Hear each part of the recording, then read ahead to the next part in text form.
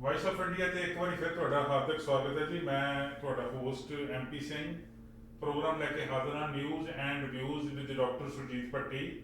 ਹਰ ਰੋਜ਼ ਵਾਂਗ ਅਸੀਂ ਅੱਜ ਵੀ ਬਹੁਤ ਸਾਰੀਆਂ ਮਹੱਤਵਪੂਰਨ ਘਟਨਾਵਾਂ ਖਬਰਾਂ ਦੇ ਉੱਤੇ ਚਰਚਾ ਕਰਾਂਗੇ। ਸਾਡਾ ਮਕਸਦ ਹੈ ਖਬਰ ਦੇ ਅੰਦਰੋਂ ਖਬਰ ਕੱਢਣੀ।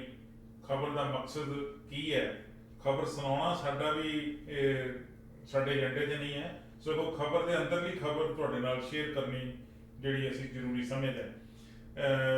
ਇਹਨਾਂ ਖਬਰਾਂ ਨੂੰ ਅੱਜ ਕਾਫੀ ਸਾਰੇ ਮੈਟਰ ਸਾਡੇ ਕੋਲ ਹੈਗਾ ਜਿਹਦੇ ਤੇ ਵਿਚਾਰ ਚਰਚਾ ਕਰਨੀ ਜਾਣੀ ਹੈ। ਭੱਟੀ ਸਾਹਿਬ ਫੋਨ ਲਾਈਨ ਤੇ ਮੌਜੂਦ ਨੇ। ਸਭ ਤੋਂ ਪਹਿਲਾਂ ਉਹਨਾਂ ਦਾ ਸਵਾਗਤ ਕਰਦੇ। ਭੱਟੀ ਸਾਹਿਬ ਜੀ ਸਤਿ ਸ਼੍ਰੀ ਅਕਾਲ ਜੀ। ਆਇਆਂ ਨੂੰ ਸਤਿ ਸ਼੍ਰੀ ਅਕਾਲ ਐਮਪੀ ਸਿੰਘ, ਮੇਰੇ ਵੱਲੋਂ ਤੁਹਾਨੂੰ ਔਰ ਸਾਰੇ ਸਰੋਤਿਆਂ ਨੂੰ ਪਿਆਰ ਭਰੀ ਸਤਿ ਸ਼੍ਰੀ ਅਕਾਲ। ਭੱਟੀ ਸਾਹਿਬ ਗੱਲ ਸ਼ੁਰੂ ਕਰਨ ਲੱਗੇ ਜੀ ਸੁਪਰੀਮ ਕੋਰਟ ਤੋਂ। ਭਾਰਤ ਦੀ ਸੁਪਰੀਮ ਕੋਰਟ ਜਿਹੜੀ ਆ ਉਹ ਇਹਨਾਂ ਦਿਨਾਂ ਦੇ ਵਿੱਚ ਮੌਜੂਦਾ ਸਰਕਾਰ ਨੂੰ ਲੰਮੇ ਹੱਥੀ ਲੈ ਰਹੀ ਹੈ। ਇੱਕ ਦੋ ਗੱਲਾਂ ਮੈਂ ਕਰਾਂਗਾ ਜੀ। ਇੱਕ ਤਾਂ ਪਹਿਲਾਂ ਇਹ ਕਿ ਸੁਪਰੀਮ ਕੋਰਟ ਨੇ ਕੇਂਦਰ ਸਰਕਾਰ ਨੂੰ ਨੋਟਿਸ ਜਾਰੀ ਕਰ ਦਿੱਤਾ ਕਿ ਰਾਜ ਧਰੋਹ ਦਾ ਕਾਨੂੰਨ ਜਿਹੜਾ ਤੁਸੀਂ ਹਰ ਜਣੇ ਖਣੇ ਤੇ ਲਾਉਂਦੇ ਹੋ ਔਰ ਫਿਰ ਉਹਨਾਂ ਨੂੰ ਜੇਲ੍ਹਾਂ 'ਚ ਸੜਨ ਲਈ ਮਜਬੂਰ ਕਰਦੇ ਹੋ, ਔਰ ਉਹ ਕਾਨੂੰਨ ਦੇ ਤਹਿਤ ਨਾ ਤਾਂ ਉਹਨਾਂ ਦੀਆਂ ਸੁਣਵਾਈਆਂ ਹੁੰਦੀਆਂ, ਨਾ ਉਹਨਾਂ ਦੀ ਜ਼ਮਾਨਤ ਹੁੰਦੀ ਹੈ, ਔਰ ਪੂਰੀ ਜ਼ਿੰਦਗੀ ਉਹ ਰੁਲ ਜਾਂਦੇ ਆ। ਕਿਉਂ ਇਹ ਕਾਨੂੰਨ ਨੂੰ ਰੱਦ ਕਿਉਂ ਨਾ ਕਰਤਾ ਜਾਵੇ? ਅੰਗਰੇਜ਼ਾਂ ਦੇ ਵੇਲੇ ਦਾ ਬਣਾਇਆ ਹੋਇਆ ਕਾਨੂੰਨ ਹੈ, ਜਿਸ ਕਾਨੂੰਨ ਦੀ ਅੱਜ ਦੇ ਦਿਨ ਕੋਈ ਅਹਿਮੀਅਤ ਨਹੀਂ ਹੈ। ਲੋਕਤੰਤਰੀ ਕਦਰਾਂ ਕੀਮਤਾਂ ਦੇ ਵਿੱਚ ਰਾਜ ਧਰੋਹ, ਦੇਸ਼ ਧਰੋਹ ਦੀ ਪਰਿਭਾਸ਼ਾ ਜਿਹੜੀ ਆ ਕੋਈ ਨਹੀਂ ਸਾਹਮਣੇ ਆਉਂਦੀ। ਕਿਉਂ ਨਾ ਇਸ ਕਾਨੂੰਨ ਨੂੰ ਰੱਦ ਕਰਤਾ ਜਾਵੇ? ਇਹ ਤੇ ਮੈਂ ਚਾਹੂੰਗਾ ਗੱਲ ਕਰੀਏ। ਫਿਰ ਉਸ ਤੋਂ ਬਾਅਦ ਇੱਕ ਹੋਰ ਜਿਹੜਾ ਨੋਟਿਸ ਸੁਪਰੀਮ ਕੋਰਟ ਨੇ ਦਿੱਤਾ ਕਿ ਉਹਦੀ ਗੱਲ ਕਰਦੇ ਹਾਂ। ਹਾਂਜੀ ਭੱਟੀ ਸਾਹਿਬ। ਹਾਂਜੀ ਐਮਪੀ ਸਿੰਘ, ਮੈਨੂੰ ਇਹ ਲੱਗ ਰਿਹਾ ਕਿ ਭਾਰਤ ਦੇ ਲੋਕਾਂ ਦੀ ਕਿਸਮਤ ਜਿਹੜੀ ਆ ਉਹ ਬਹੁਤ ਹੀ ਗਲਤ ਪਾਸੇ ਨੂੰ ਚੱਲੀ ਹੈ। ਹਵਾ ਦਾ ਰੁਖ ਬਦਲ ਗਿਆ। ਹੰਕਾਰੇ ਹੋਏ ਹਾਕਮਾਂ ਜਿਹੜੇ ਆ ਉਹਨਾਂ ਨੂੰ ਚੇਤਾਵਨੀਆਂ ਦਿੱਤੀਆਂ ਜਾ ਰਹੀਆਂ, ਤੇ ਸਭ ਤੋਂ ਵੱਡੀ ਗੱਲ ਇਹ ਆ ਕਿ ਜਿਹੜਾ ਉਹ ਸਮਝਦੇ ਸੀ ਕਿ ਅਸੀਂ ਹਰ ਲੋਕਤੰਤਰ ਦੇ ਹਰ ਅਦਾਰੇ ਨੂੰ ਆਪਣੇ ਕਾਬੂ 'ਚ ਕਰ ਲਿਆ। ਜਿਹੜਾ ਉਹ ਸਮਝਦੇ ਸੀ ਕਿ ਸੁਪਰੀਮ ਕੋਰਟ ਨੂੰ ਵੀ ਆਪਣੀ ਮਰਜ਼ੀ ਨਾਲ ਚਲਾਵਾਂਗੇ, ਅੱਜ ਉਹਨਾਂ ਨੂੰ ਉਹਦਾ ਜਵਾਬ ਮਿਲ ਰਿਹਾ। ਔਰ ਸੁਪਰੀਮ ਕੋਰਟ ਦੇ ਜਿਹੜੇ ਮਾਨਯੋਗ ਜੱਜ ਹੈ ਉਹਨਾਂ ਦਾ ਮੈਂ ਥੈਂਕਸ ਕਰਦਾ ਹਾਂ। ਮਾਨਵਤਾ ਦੇ ਭਲੇ ਦੀ ਇਹ ਗੱਲ ਹੈ ਕਿ ਅੰਗਰੇਜ਼ਾਂ ਦੇ ਸਮੇਂ ਦਾ ਬਣਾਇਆ ਹੋਇਆ ਰਾਜ ਧਰੋਹ ਦਾ ਕੇਸ ਜਿਹੜਾ ਮਾਮਲਾ ਆ, ਕਾਨੂੰਨ ਹੈ, ਇਹਦੇ ਬਾਰੇ ਉਹਨਾਂ ਅੱਜ ਸਪਸ਼ਟ ਰੂਪ ਚ ਕਿਹਾ ਕਿ ਹੱਦ ਹੋ ਗਈ ਹੈ, ਅਖੀਰ ਹੋ ਚੁੱਕੀ ਹੈ। ਔਰ ਜੋ ਕੁਝ ਤੁਸੀਂ ਜਿਹੜਾ ਲੋਕਾਂ ਦੇ ਉੱਤੇ ਰਾਜ ਧਰੋਹ ਦੇ ਮਾਮਲੇ ਦਰਜ ਕੀਤੇ ਆ, ਔਰ ਇੱਕ ਬੜੀ ਹੈਰਾਨੀਜਨਕ ਗੱਲ ਹੈ ਕਿ ਜੇ ਕਿਸੇ ਮੰਤਰੀ ਦੀ ਕਾਰ ਦਾ ਸ਼ੀਸ਼ਾ ਟੁੱਟ ਗਿਆ ਉੱਤੇ ਰਾਜ ਧਰੋਹ ਉਹ ਬਸ ਠੋਕ ਰੂਪ ਚ ਸ਼ਾਂਤਮਈ ਅੰਦੋਲਨ ਕਰਦੇ ਲੋਕਾਂ ਨੂੰ ਰਾਜ ਧਰੋਹ ਚ ਫਸਾ ਦੇਣਾ। ਕੋਈ ਇੱਕ ਦੋ ਤਿੰਨ ਗੱਲਾਂ ਮੈਂ ਕਲੀਅਰ ਕੀਤੀਆਂ। ਇੱਕ ਤਾਂ ਗੱਲ ਇਹ ਕੀਤਾ ਕਿ ਪਾਰਟੀ ਲੋਕਤੰਤਰ ਤੇ ਪਾਰਟੀ ਦਾ ਰਾਜ ਪਾਰਟੀ ਦੇਸ਼ ਹੁੰਦੀ ਸੀ। ਪਹਿਲੀ ਗੱਲ ਪਾਰਟੀ ਵਿਰੁੱਧ ਬੋਲਣਾ, ਉਹਦੇ ਕੀਤੇ ਵਾਅਦਿਆਂ ਨੂੰ ਯਾਦ ਕਰਾਉਣਾ, ਇਹ ਲੋਕਾਂ ਦਾ ਰਾਈਟ ਹੈ। ਤੇ ਇਸ ਰਾਈਟ ਨੂੰ ਕੁਚਲਣ ਲਈ ਤੁਸੀਂ ਪਿਛਲੇ ਲੰਬੇ ਸਮੇਂ ਤੋਂ ਕੁਝ ਕਰਦੇ ਚਲੇ ਆ ਰਹੇ। ਤੇ ਨਾਲ ਉਹਨਾਂ ਕਿਹਾ ਵੀ ਇਹ ਉਹ ਕਾਨੂੰਨ ਹੈ ਜਿਹਦੇ ਅਧੀਨ ਦੇਸ਼ ਦੀ ਆਜ਼ਾਦੀ ਲਈ ਸੰਘਰਸ਼ ਕਰ ਰਹੇ ਜਿਹੜੇ ਦੇਸ਼ ਭਗਤ ਸੀ ਉਹਨਾਂ ਨੂੰ ਜੇਲ੍ਹਾਂ 'ਚ ਰੱਖਿਆ ਗਿਆ। ਉਹ ਇਸੇ ਕਾਨੂੰਨ ਅਧੀਨ ਮਹਾਤਮਾ ਗਾਂਧੀ ਨੂੰ, ਪੰਡਿਤ ਜਵਾਹਰ ਲਾਲ ਨਹਿਰੂ ਨੂੰ ਤੇ ਜਿੰਨੇ ਵੀ ਇਨਕਲਾਬੀ ਦੂਸਰੇ ਸੀ ਸਾਰਿਆਂ ਨੂੰ ਜੇਲ੍ਹਾਂ 'ਚ ਸੁੱਟ ਕੇ ਉਹਨਾਂ ਨੂੰ ਕਾਲੇ ਪਾਣੀ ਤੱਕ ਭੇਜਿਆ ਗਿਆ। ਇਸ ਕਰਕੇ ਕਿਉਂ ਨਾ ਇਸ ਕਾਨੂੰਨ ਨੂੰ ਰੱਦ ਕਰ ਦਿੱਤਾ ਜਾਵੇ। ਦੂਸਰੀ ਗੱਲ ਇਹ ਕਿਉਂ ਜ਼ਰੂਰੀ ਹੈ, ਉਹਨਾਂ ਨੇ ਇਹ ਗੱਲ ਵੀ ਕੀਤੀ ਹੈ ਸਪਸ਼ਟ ਕਿ ਪਿਛਲੇ ਸਮੇਂ ਦੇ ਵਿੱਚ 2016 ਤੋਂ ਹੁਣ ਤੱਕ ਸੈਂਕੜੇ ਲੋਕਾਂ ਦੇ ਉੱਤੇ ਮਾਮਲੇ ਦਰਜ ਕੀਤੇ ਗਏ, ਔਰ ਜਿਨ੍ਹਾਂ ਚੋਂ 3.3% ਨੂੰ ਹੀ ਇਹ ਸਾਬਤ ਕਰ ਸਕੇ। ਦੂਸਰਿਆਂ ਦੇ ਉੱਤੇ ਇਹ ਵੀ ਸਾਬਤ ਨਹੀਂ ਹੋਇਆ ਕਿ ਉਹ ਸਰਕਾਰ ਵਿਰੁੱਧ ਵੀ ਬੋਲਿਆ ਜਾਂ ਪਾਰਟੀ ਵਿਰੁੱਧ ਕਦੀ ਵਿਰੋਧ ਬੋਲੇ। ਇਹਦਾ ਮਤਲਬ ਕੀ ਹੋਇਆ ਕਿ ਖੁਦਬਾਜ਼ੀ ਨਾਲ, ਬਦਲਾ ਨੂੰ ਕਾਰਵਾਈ ਨਾਲ ਲੋਕਾਂ ਵਿੱਚ ਡਰ ਔਰ ਭੈ ਪੈਦਾ ਕਰਨ ਲਈ ਔਰ ਉਹਨਾਂ ਦੀ ਆਵਾਜ਼ ਨੂੰ ਦਬਾਅ ਦੇਣ ਲਈ ਜਿੰਨੀ ਦੁਰਵਰਤੋਂ ਇਸ ਕਾਨੂੰਨ ਦੀ ਹੋਈ ਆ ਪਿਛਲੇ 70 ਸਾਲਾਂ 'ਚ, ਚਾਹੇ ਉਹ ਪਾਰਟੀ ਕਾਂਗਰਸ ਦੀ ਹੋਵੇ, ਚਾਹੇ ਉਹ ਰਾਜ ਕਿਸੇ ਹੋਰ ਦਾ ਹੋਵੇ, ਚਾਹੇ ਇਹਨਾਂ ਦਾ ਹੋਵੇ, ਉਹਨਾਂ ਸਾਰਿਆਂ ਤੇ ਇੱਕੋ ਜਿਹਾ ਹੀ ਕੰਮ ਕੀਤਾ ਗਿਆ। ਔਰ ਇਹ ਉਹਨਾਂ ਨੇ ਗੱਲ ਕਹੀ ਹੈ ਕਿ ਸਹਿਣ ਯੋਗ ਨਹੀਂ ਹੈ। ਫਿਰ ਇੱਕ ਉਹਨਾਂ ਨੇ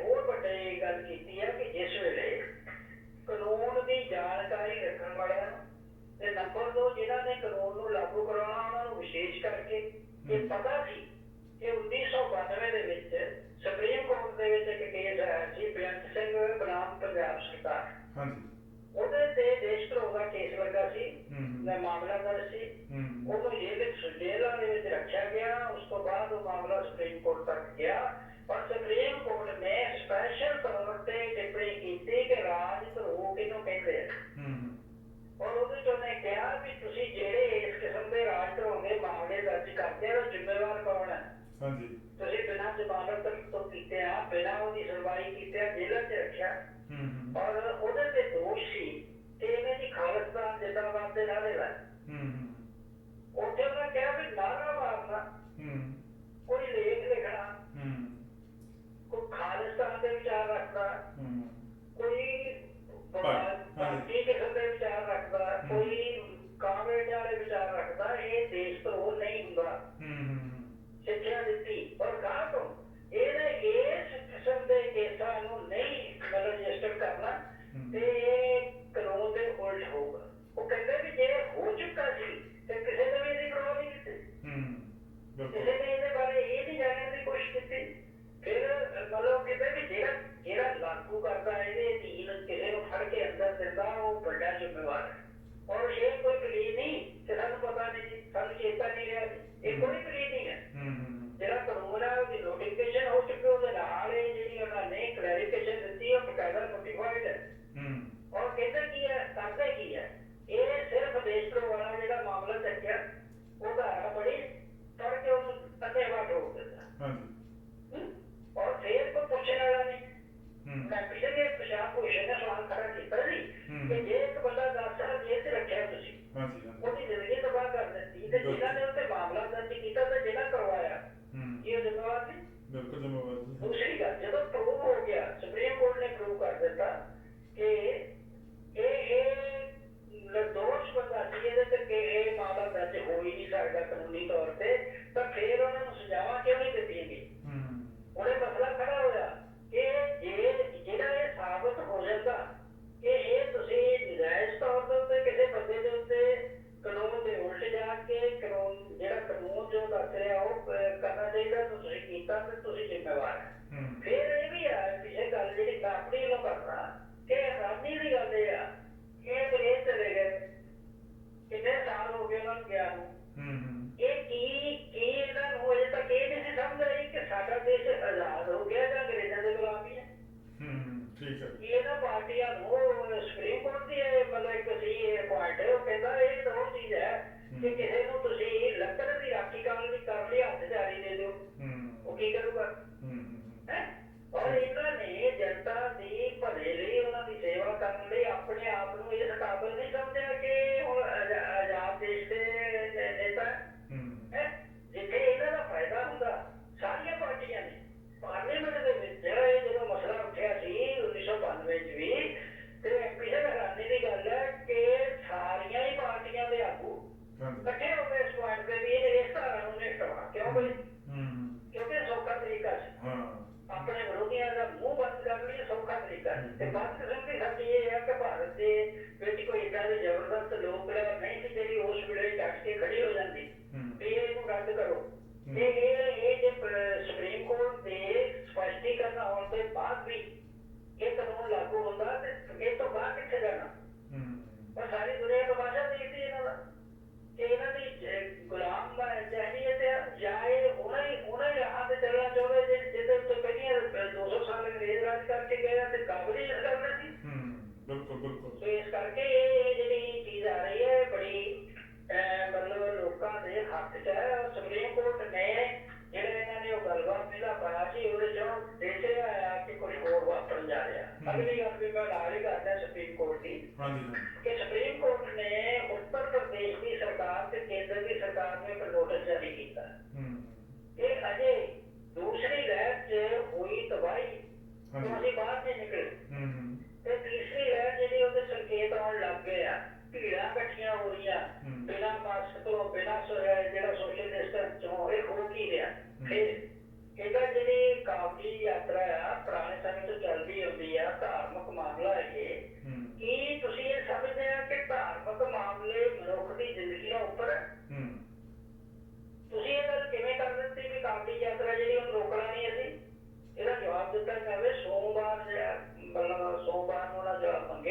ਠੀਕ ਹੈ। ਕਿ ਕਿਉਂ ਨਾ ਅਸੀਂ ਇਸ ਯਾਤਰਾ ਨੂੰ ਜਾਂ ਤਾਂ ਤੁਸੀਂ ਰੱਦ ਕਰ ਦਿਓ ਨਹੀਂ ਤਾਂ ਅਸੀਂ ਕਰਾਂਗੇ। ਬਿਲਕੁਲ ਠੀਕ ਹੈ। ਹੁਣ ਤੁਸੀਂ ਦੇਖੋ ਕਿੰਨੀ ਬਦਕਿਸਮਤੀ ਆ ਸਾਡੇ ਦੇਸ਼ ਦੀ ਕਿ ਸਰਕਾਰਾਂ ਦੀ ਆਪਣੀ ਜਿਹੜੀ ਹੋਂਦ ਹੈ ਜਾਂ ਸਰਕਾਰਾਂ ਜੋ ਕਾਰਨਾਮੇ ਕਰ ਰਹੀਆਂ ਉਹ ਸਪਸ਼ਟ ਹੀ ਸਾਬਤ ਕਰ ਰਹੀਆਂ ਕਿ ਸਾਨੂੰ ਤਾਂ ਕੋਸ਼ਿਸ਼ ਪੈ ਰਹੀ ਹੈ ਕਿ ਆਪਣੇ ਚੋਣਾਂ ਜਿੱਤਣ ਦੇ ਲਈ ਅਸੀਂ ਹਰ ਕਰਮ ਕਰੀਏ ਜਿਹਨਾਂ ਲੋਕ ਮਰਦੇ ਤਾਂ ਮਰਨ। ਜੇ ਤੁਸੀਂ ਆਖਿਆ ਤਾਂ ਮੈਂ ਪੀਐਮ ਦੇ ਵਰਦਾਂ ਨੂੰ ਸਪਸ਼ਟ ਕਰ ਰਿਹਾ ਪ੍ਰਧਾਨ ਮੰਤਰੀ ਦਾ ਜੋ ਇਹਨੇ ਕਾਰਨਾਮਾ ਕੀਤਾ ਵਾਰਾਣਸੀ ਜਾ ਕੇ। ਹਾਂ ਮੈਂ ਉਹੀ ਤੁਹਾਨੂੰ ਲੱਗਾ ਸੀ ਗੱਲ ਕਰਨੀ, ਉਹੀ ਮੈਂ ਤੁਹਾਨੂੰ ਪੁੱਛਣ ਲੱਗਾ ਸੀ ਜੀ। ਹਾਂਜੀ ਹਾਂਜੀ ਉਹੀ ਮੈਂ ਪੁੱਛ ਹਾਂਜੀ। ਭਾਰਤ ਦਾ ਪ੍ਰਧਾਨ ਮੰਤਰੀ ਕਿਸ ਕਿਸਮ ਦੀ ਗਰੰਗੀ ਚਾਲ ਤੇ ਚੱਲ ਰਿਹਾ ਦੋਹਰਾ ਕਰਦਾ। ਹਾਂਜੀ ਉੱਥੇ ਜਾ ਕੇ ਕਹਿੰਦਾ ਕਿ ਯੋਗੀ ਨੇ ਉੱਤਰ ਪ੍ਰਦੇਸ਼ ਵਿੱਚ ਜਿੰਨੀ ਮੁਸਤੈਦੀ ਨਾਲ ਜਿੰਨੇ ਚੰਗੀ ਤਰ੍ਹਾਂ ਕੋਵਿਡ ਦਾ ਮੁਕਾਬਲਾ ਕੀਤਾ ਹੈ ਦੂਸਰੀ ਲਹਿਰ ਦਾ ਤੇ ਉਹਦੇ ਚ ਲੋਕਾਂ ਦੀਆਂ ਜਾਨਾਂ ਬਚਾਈਆਂ ਇਹ ਸਲਾਹੁਣਯੋਗ ਹੈ, ਇਤਿਹਾਸ ਹੋ ਹੀ ਨਹੀਂ ਸਕਦਾ। ਇਹਦਾ ਅਰਥ ਕੀ ਹੈ? ਇਹਦਾ ਅਰਥ ਇਹ ਆ ਕਿ ਜਿਵੇਂ ਲਾਸ਼ਾਂ ਰੁੜੀਆਂ ਦਰਿਆਵਾਂ ਚ ਰੁੜੀਆਂ ਉਸੇ ਵਾਰਾਣਸੀ ਲੋਕ ਮਾਰੇ ਗਏ ਜਿਹਨਾਂ ਲੋਕਾਂ ਦੇ ਨਾਂ ਤੱਕ ਨਹੀਂ ਦਰਜ ਕੀਤੇ ਗਏ ਮਰਨ ਵਾਲਿਆਂ ਦੀ ਕੋਵਿਡ ਕਰਕੇ। ਔਰ ਜਿੱਥੇ ਇਹਨਾਂ ਦੀ ਕੋਈ ਦਵਾਈ ਨਹੀਂ ਪਹੁੰਚੀ ਕੋਈ ਸਾਰ ਨਹੀਂ ਲਈ ਤੇ ਇਹ ਉਦੋਂ ਚੋਣਾਂ ਦੇ ਵਿੱਚ ਬੰਗਾਲ ਵਿੱਚ ਜਾ ਕੇ ਅੱਧ ਦਰਜੇ ਦੀ ਬੇਸ਼ਰਮੀ ਭਰੇ ਕੰਮ ਕਰ ਰਹੇ ਸੀ ਕਿ ਭੀੜਾਂ ਇਕੱਠੀਆਂ ਕਰਕੇ ਲੱਖਾਂ ਦੀ ਗਿਣਤੀ ਦੇ ਵਿੱਚ ਤੇ ਉਹਨਾਂ ਦੀ ਸ਼ਲਾਘਾ ਕਰ ਰਹੇ ਸੀ ਤੇ ਉਹਦੇ ਵਿੱਚ ਲੋਕ ਮਰ ਰਹੇ ਸੀ। ਇਹ ਅੱਜ ਮੋਦੀ ਇਹ ਗੱਲ ਸਪਸ਼ਟ ਕਰੂ ਕਿ ਬਹੁਤ ਚੰਗਾ ਕੰਮ ਸੀ ਤੇ ਤਾਂ ਵੀ ਇਹ ਕਰੋਗੇ। ਔਰ ਇਸ ਗੱਲ ਤੇ ਮੋਦੀ ਨੂੰ ਪ੍ਰਧਾਨ ਮੰਤਰੀ ਨੂੰ ਦੇਸ਼ ਦੇ ਲੋਕਾਂ ਤੋਂ ਮਾਫੀ ਮੰਗਣੀ ਚਾਹੀਦੀ ਹੈ। ਪਰ ਮਾਫੀ ਉਹ ਮੰਗੂਗਾ ਜਿਹਦੇ ਵਿੱਚ ਕੋਈ ਕਰਵਾਰ ਉਹ ਸਾਜ਼ਿਸ਼ ਦਾ ਕਿੰਨੀ ਵੱਡੀ ਗਿਰਾਵਟ ਔਰ ਸ਼ਰਿਆਮ ਅੱਜ ਦੁਨੀਆ ਦੇਖਦੀ ਆ ਸਾਰੀ ਦੁਨੀਆ ਤੇ ਬੜੇ ਜਾਂਦਾ ਸਾਰਾ ਕੁਛ। ਫਿਰ दूसरे दिन ये शिक्षा दे रहा कि हमें बहुत फिक्र है, तीसरी लहर आने वाली है, सोचे किस तरह से रखो, दोहरी चाल पे ना चलो। ये कहो कि जो ਅਸੀਂ यूपी ਚ ਹੁਣ ਕਰਕੇ ਤੇ ਇਦਾਂ ਹੀ ਕਰਿਓ ਕੋਈ ਗੱਲ ਨਹੀਂ। ਠੀਕ ਹੈ ਜੀ। ਇਹ ਬਥੇਰੇ ਨੇ ਆਪਾਂ ਮਰਦੇ ਤੇ ਮਰਨ ਦੇ ਕਿਉਂਕਿ ਆਪ ਤਾਂ ਬਚੇ ਹੈ ਨਾ ਮਾਰੇ ਹੈ। ਸੋ ਇਸ ਕਰਕੇ ਇਦਾਂ ਦੇ ਕਾਰਨਾਮੇ ਕਰਨ ਵਾਲੇ ਲੋਕ ਜਿਹੜੇ ਉਹ ਕਿਸ ਮੂੰਹ ਦੇ ਨਾਲ ਇਹ ਗੱਲ ਕਹਿੰਦੇ ਆ ਕਿ ਅਸੀਂ ਦੇਸ਼ ਨੂੰ ਅਗਵਾਈ ਦੇ ਰਹੇ ਹਾਂ। ਦੁੱਖ ਇਸ ਗੱਲ ਦਾ ਔਰ ਇਸ ਤੋਂ ਵੱਡਾ ਦੁੱਖ ਇਹ ਹੈ ਕਿ ਜਿਹੜਾ ਪਾਰਲੀਮੈਂਟ ਦਾ ਸੈਸ਼ਨ ਸ਼ੁਰੂ ਹੋਣ ਤੋਂ ਤੇ ਮੂੰਹ 'ਚ ਘੁੰਗਣੀਆਂ ਪਾ ਕੇ ਸਾਰੇ ਬੈਠੇ ਨੇ ਤੇ ਇਸ ਤੋਂ ਵੱਡੀ ਸ਼ਰਮ ਵਾਲੀ ਦੀ ਗੱਲ ਕਿਸੇ ਨੇ ਨੋਟ ਕੀਤਾ ਕਿਸੇ ਨੇਤਾ ਨੇ ਇਸ ਚੀਜ਼ ਨੂੰ ਬਣਾ ਨਹੀਂ ਕੀਤਾ ਮੋਦੀ ਨੂੰ ਕੀ ਕਹਿ ਰਿਹਾ ਹੈ। ਬਿਲਕੁਲ ਜੀ। ਮੀਡੀਆ ਨੇ ਕੀ ਕਰ ਰਿਹਾ ਹੈ ਬਤਾਊਗਾ ਵੇਚ ਚੁੱਕਾ ਹੈ।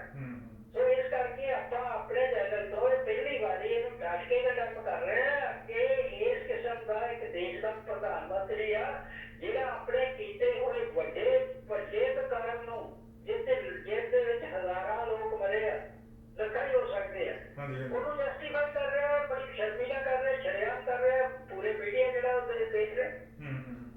ਬਿਲਕੁਲ ਠੀਕ ਹੈ। ਇਸ ਕਰਕੇ ਇਹ ਚੀਜ਼ਾਂ ਕੀ ਸਾਬਤ ਕਰਦੇ ਆ ਵੀ ਇਹ ਲੋਕ ਉਹੀ ਕੁਝ ਕਰਨਗੇ ਜੋ ਇਹਨਾਂ ਦੀ ਕੁਰਸੀ ਬਚਾਉਣ ਲਈ ਜ਼ਰੂਰੀ ਹੋਊਗਾ ਚਾਹੇ ਉਸ ਲੋਕ ਮਰ ਜਾਣ ਚਾਹੇ ਭੁੱਖ ਨਾ ਮਰ ਜਾਣ। ਹੁਣ ਦੇਖੋ ਇਹ ਕਿੰਨੀ ਵੱਡੀ ਗੱਲ ਹੈ ਕਿ ਲੋਕ ਜਿਹੜੇ ਹੈਗੇ ਆ ਉਹਨਾਂ ਦੇ ਉੱਤੇ ਇੰਨੀ ਵੱਡੀ ਪੱਧਰ ਦੇ ਉੱਤੇ ਕਰੋਨਾ ਮਹਾਮਾਰੀ ਦਾ ਕਹਿਰ ਸੁੱਟਿਆ ਤੀਸਰੀ ਲਹਿਰ ਜਿਹੜੀ ਆਉਣ ਵਾਲੀ ਉਹਦੀਆਂ ਚੇਤਾਵਨੀਆਂ ਸੁਪਰੀਮ ਕੋਰਟ ਦੇ ਰਹੀ ਹੈ। ਕੀ ਹੁਣ ਸੁਪਰੀਮ ਕੋਰਟ ਹੀ ਰਾਜ ਕਰੂ?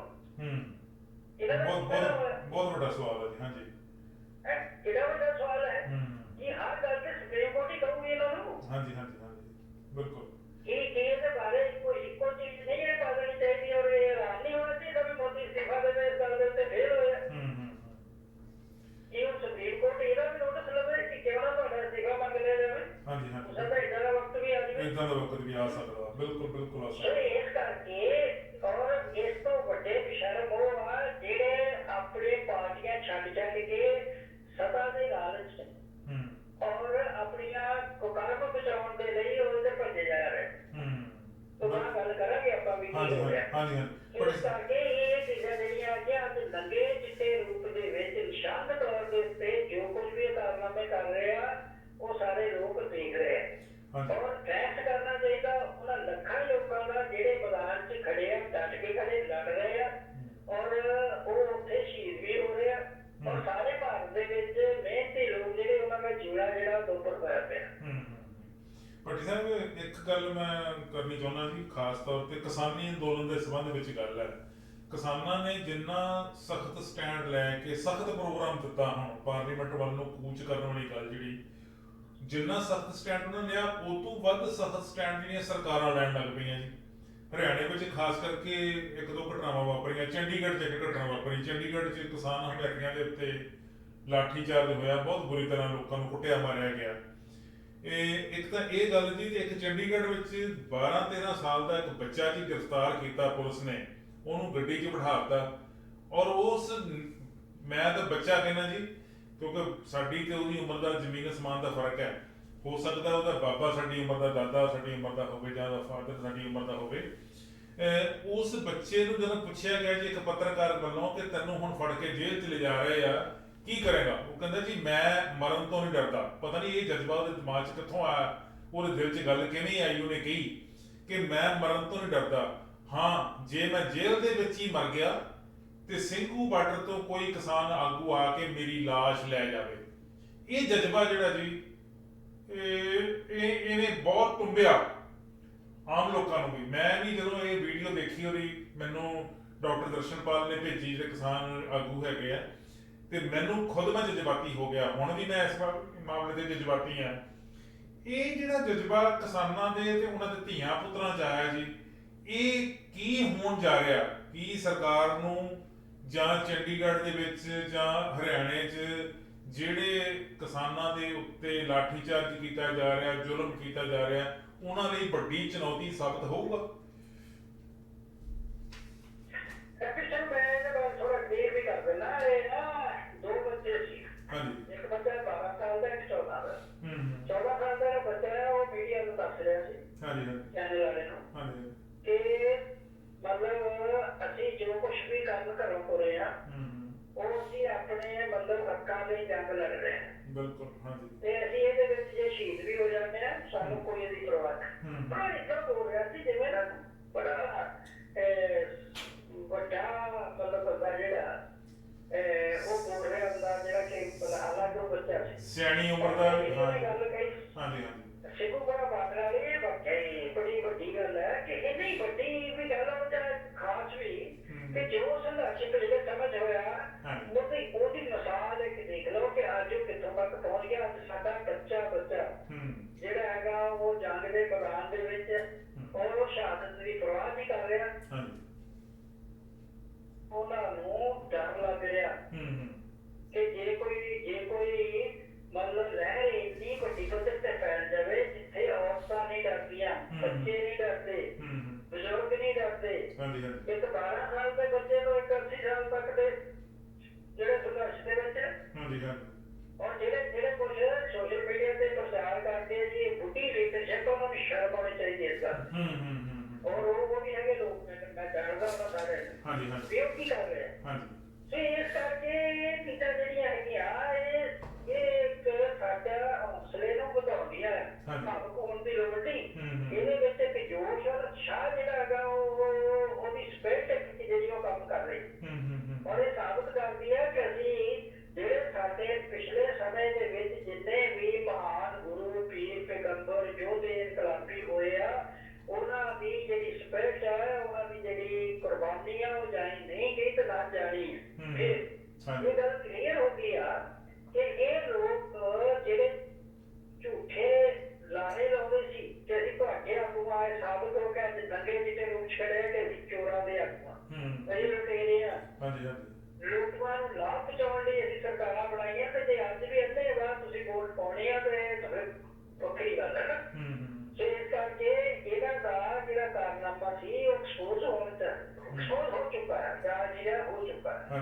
ਇਸੇ ਤਰ੍ਹਾਂ ਟਿਕਾਣ ਨੇ ਵੀ ਕਿਹਾ ਕਿ ਸਾਡੀ ਜਿਹੜੀ ਜੰਗ ਹੈ ਉਦੋਂ ਤੱਕ ਜਾਰੀ ਰਹਿਣੀ ਆ, ਜਦੋਂ ਤੱਕ ਇਹਨਾਂ ਨੂੰ ਅਸੀਂ ਪੂਰੀ ਤਰ੍ਹਾਂ ਖਤਮ ਨਹੀਂ ਕਰ ਦਿੰਦੇ, ਸਰਕਾਰ ਚੋਂ ਕੱਢ ਨਹੀਂ ਦਿੰਦੇ, ਔਰ ਇਹਦੇ ਲਈ ਸਾਡਾ ਸੰਘਰਸ਼ ਜਾਰੀ ਰਹੂਗਾ। ਫਿਰ ਇਹ ਦੇਖੋ ਦੋ ਤਰ੍ਹਾਂ ਦਾ ਹੋ ਗਿਆ, ਇੱਕ ਪਾਸੇ ਸਾਡੇ ਬੱਚੇ ਜਿਹੜੇ ਹੈਗੇ ਆ, ਉਹ ਮੌਤ ਦੀ ਪਰਵਾਹ ਨਾ ਕਰਦੇ ਆ, ਜੇਲ੍ਹਾਂ 'ਚ ਜਾ ਰਹੇ ਆ, ਔਰ ਦੂਸਰੇ ਪਾਸੇ ਜਿਹੜੇ ਨੇਤਾ ਤੁਰੇ ਫਿਰਦੇ ਆ, ਇਹ ਰਾਤ ਦਿਨ ਕਟੌੜੀ ਕੱਟ ਰਹੇ ਆ, ਕੌਣ ਕਿਹਨੂੰ ਕਰ ਦਿੱਤਾ, ਕੀ ਬਣ ਗਿਆ, ਕੀ ਤੁਸੀਂ ਮੈਨੂੰ ਇਹ ਦੱਸੋ ਕਿ ਇਸ ਸਮੇਂ ਦੇ ਵਿੱਚ ਕਿੱਡੀ ਕੁ ਵੱਡੀ ਗੱਲ ਹੈ ਕਿ ਕਾਂਗਰਸ ਦਾ ਕੋਈ ਪ੍ਰਧਾਨ ਚੁਣਨਾ ਤੇ ਇਹਦੀ ਡੱਡ ਪਾਈ ਹੈ, ਮਹੀਨਾ ਹੋ ਗਿਆ ਹੈ, ਜਦੋਂ ਅਸੀਂ ਬਣਾਉਣਾ ਕਿ ਉਹਨੂੰ ਬਣਾਉਣਾ ਤੇ ਇਹਨੂੰ ਬਣਾਉਣਾ, ਔਰ ਲੋਕ ਜਿਹੜੇ ਮੀਡੀਆ ਵੀ ਇਸ ਪਾਸੇ ਨੂੰ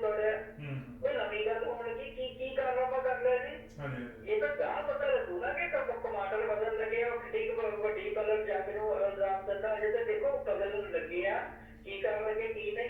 ਖੈਰ ਚਲੋ ਇਹ ਉਹਨਾਂ ਦਾ ਕੰਮ ਹੈ, ਉਹ ਜੋ ਕੁਝ ਵੀ ਕਰ ਰਿਹਾ ਉਹ ਲੋਕਾਂ ਦੇ ਸਾਹਮਣੇ ਹੈ। ਇਹ ਤਮਾਸ਼ਾ ਜਿਹੜਾ ਸਾਹਮਣੇ ਹੋ ਰਿਹਾ ਇਹਨੂੰ ਲੋਕ ਕਿਵੇਂ ਰਹਿਣਗੇ, ਉਹਨਾਂ ਦੀ ਆਪਣੀ ਸੂਝ ਸਮਝ ਤੇ ਆਪਣੀ ਉਸ ਢੰਗ ਦੀ ਜਿਹੜੀ ਹਾਲਾਤ ਹੈ ਉੱਤੇ ਨਿਰਭਰ ਕਰਦਾ ਹੈ। ਫਿਰ ਆਪਾਂ ਜ਼ਿਆਦਾ ਨਹੀਂ ਜਾਣਦੇ, ਪਰ ਦੇਖਣ ਵਾਲੀ ਗੱਲ ਇਹ ਆ ਕਿ ਇਹ ਸਾਰੀਆਂ ਚੀਜ਼ਾਂ ਜਿਹੜੀਆਂ ਹੈਗੀਆਂ ਸਾਨੂੰ ਇੱਕ ਚੀਜ਼ ਤਾਂ ਸਪਸ਼ਟ ਕਰਦੀਆਂ ਕਿ ਇਹ ਜਿਹੜੀ ਜੰਗ ਸ਼ੁਰੂ ਹੋ ਚੁੱਕੀ ਆ, ਇਹ ਲੋਕ ਯੁੱਧ ਹੈ ਔਰ ਲੋਕਾਂ ਵੱਲੋਂ ਲੜਿਆ ਜਾ ਰਿਹਾ। ਇਹ ਸਧਾਰਨ ਗੱਲ ਨਹੀਂ, ਇਹ ਕੋਈ ਹੜਤਾਲ ਨਹੀਂ, ਇੱਕ ਦੋ ਦਿਨ ਕਰਕੇ ਪਾਸੇ ਹੋ ਜਾਏਗੇ। ਇਹ ਕੋਈ ਇਹ ਨਹੀਂ ਹੈ ਕਿ ਕੋਈ ਤਨਖਾਹ ਵਧਾਉਣ ਦੀ ਮੰਗ ਹੈ ਜਾਂ ਦੂਸਰੀ ਹੈ।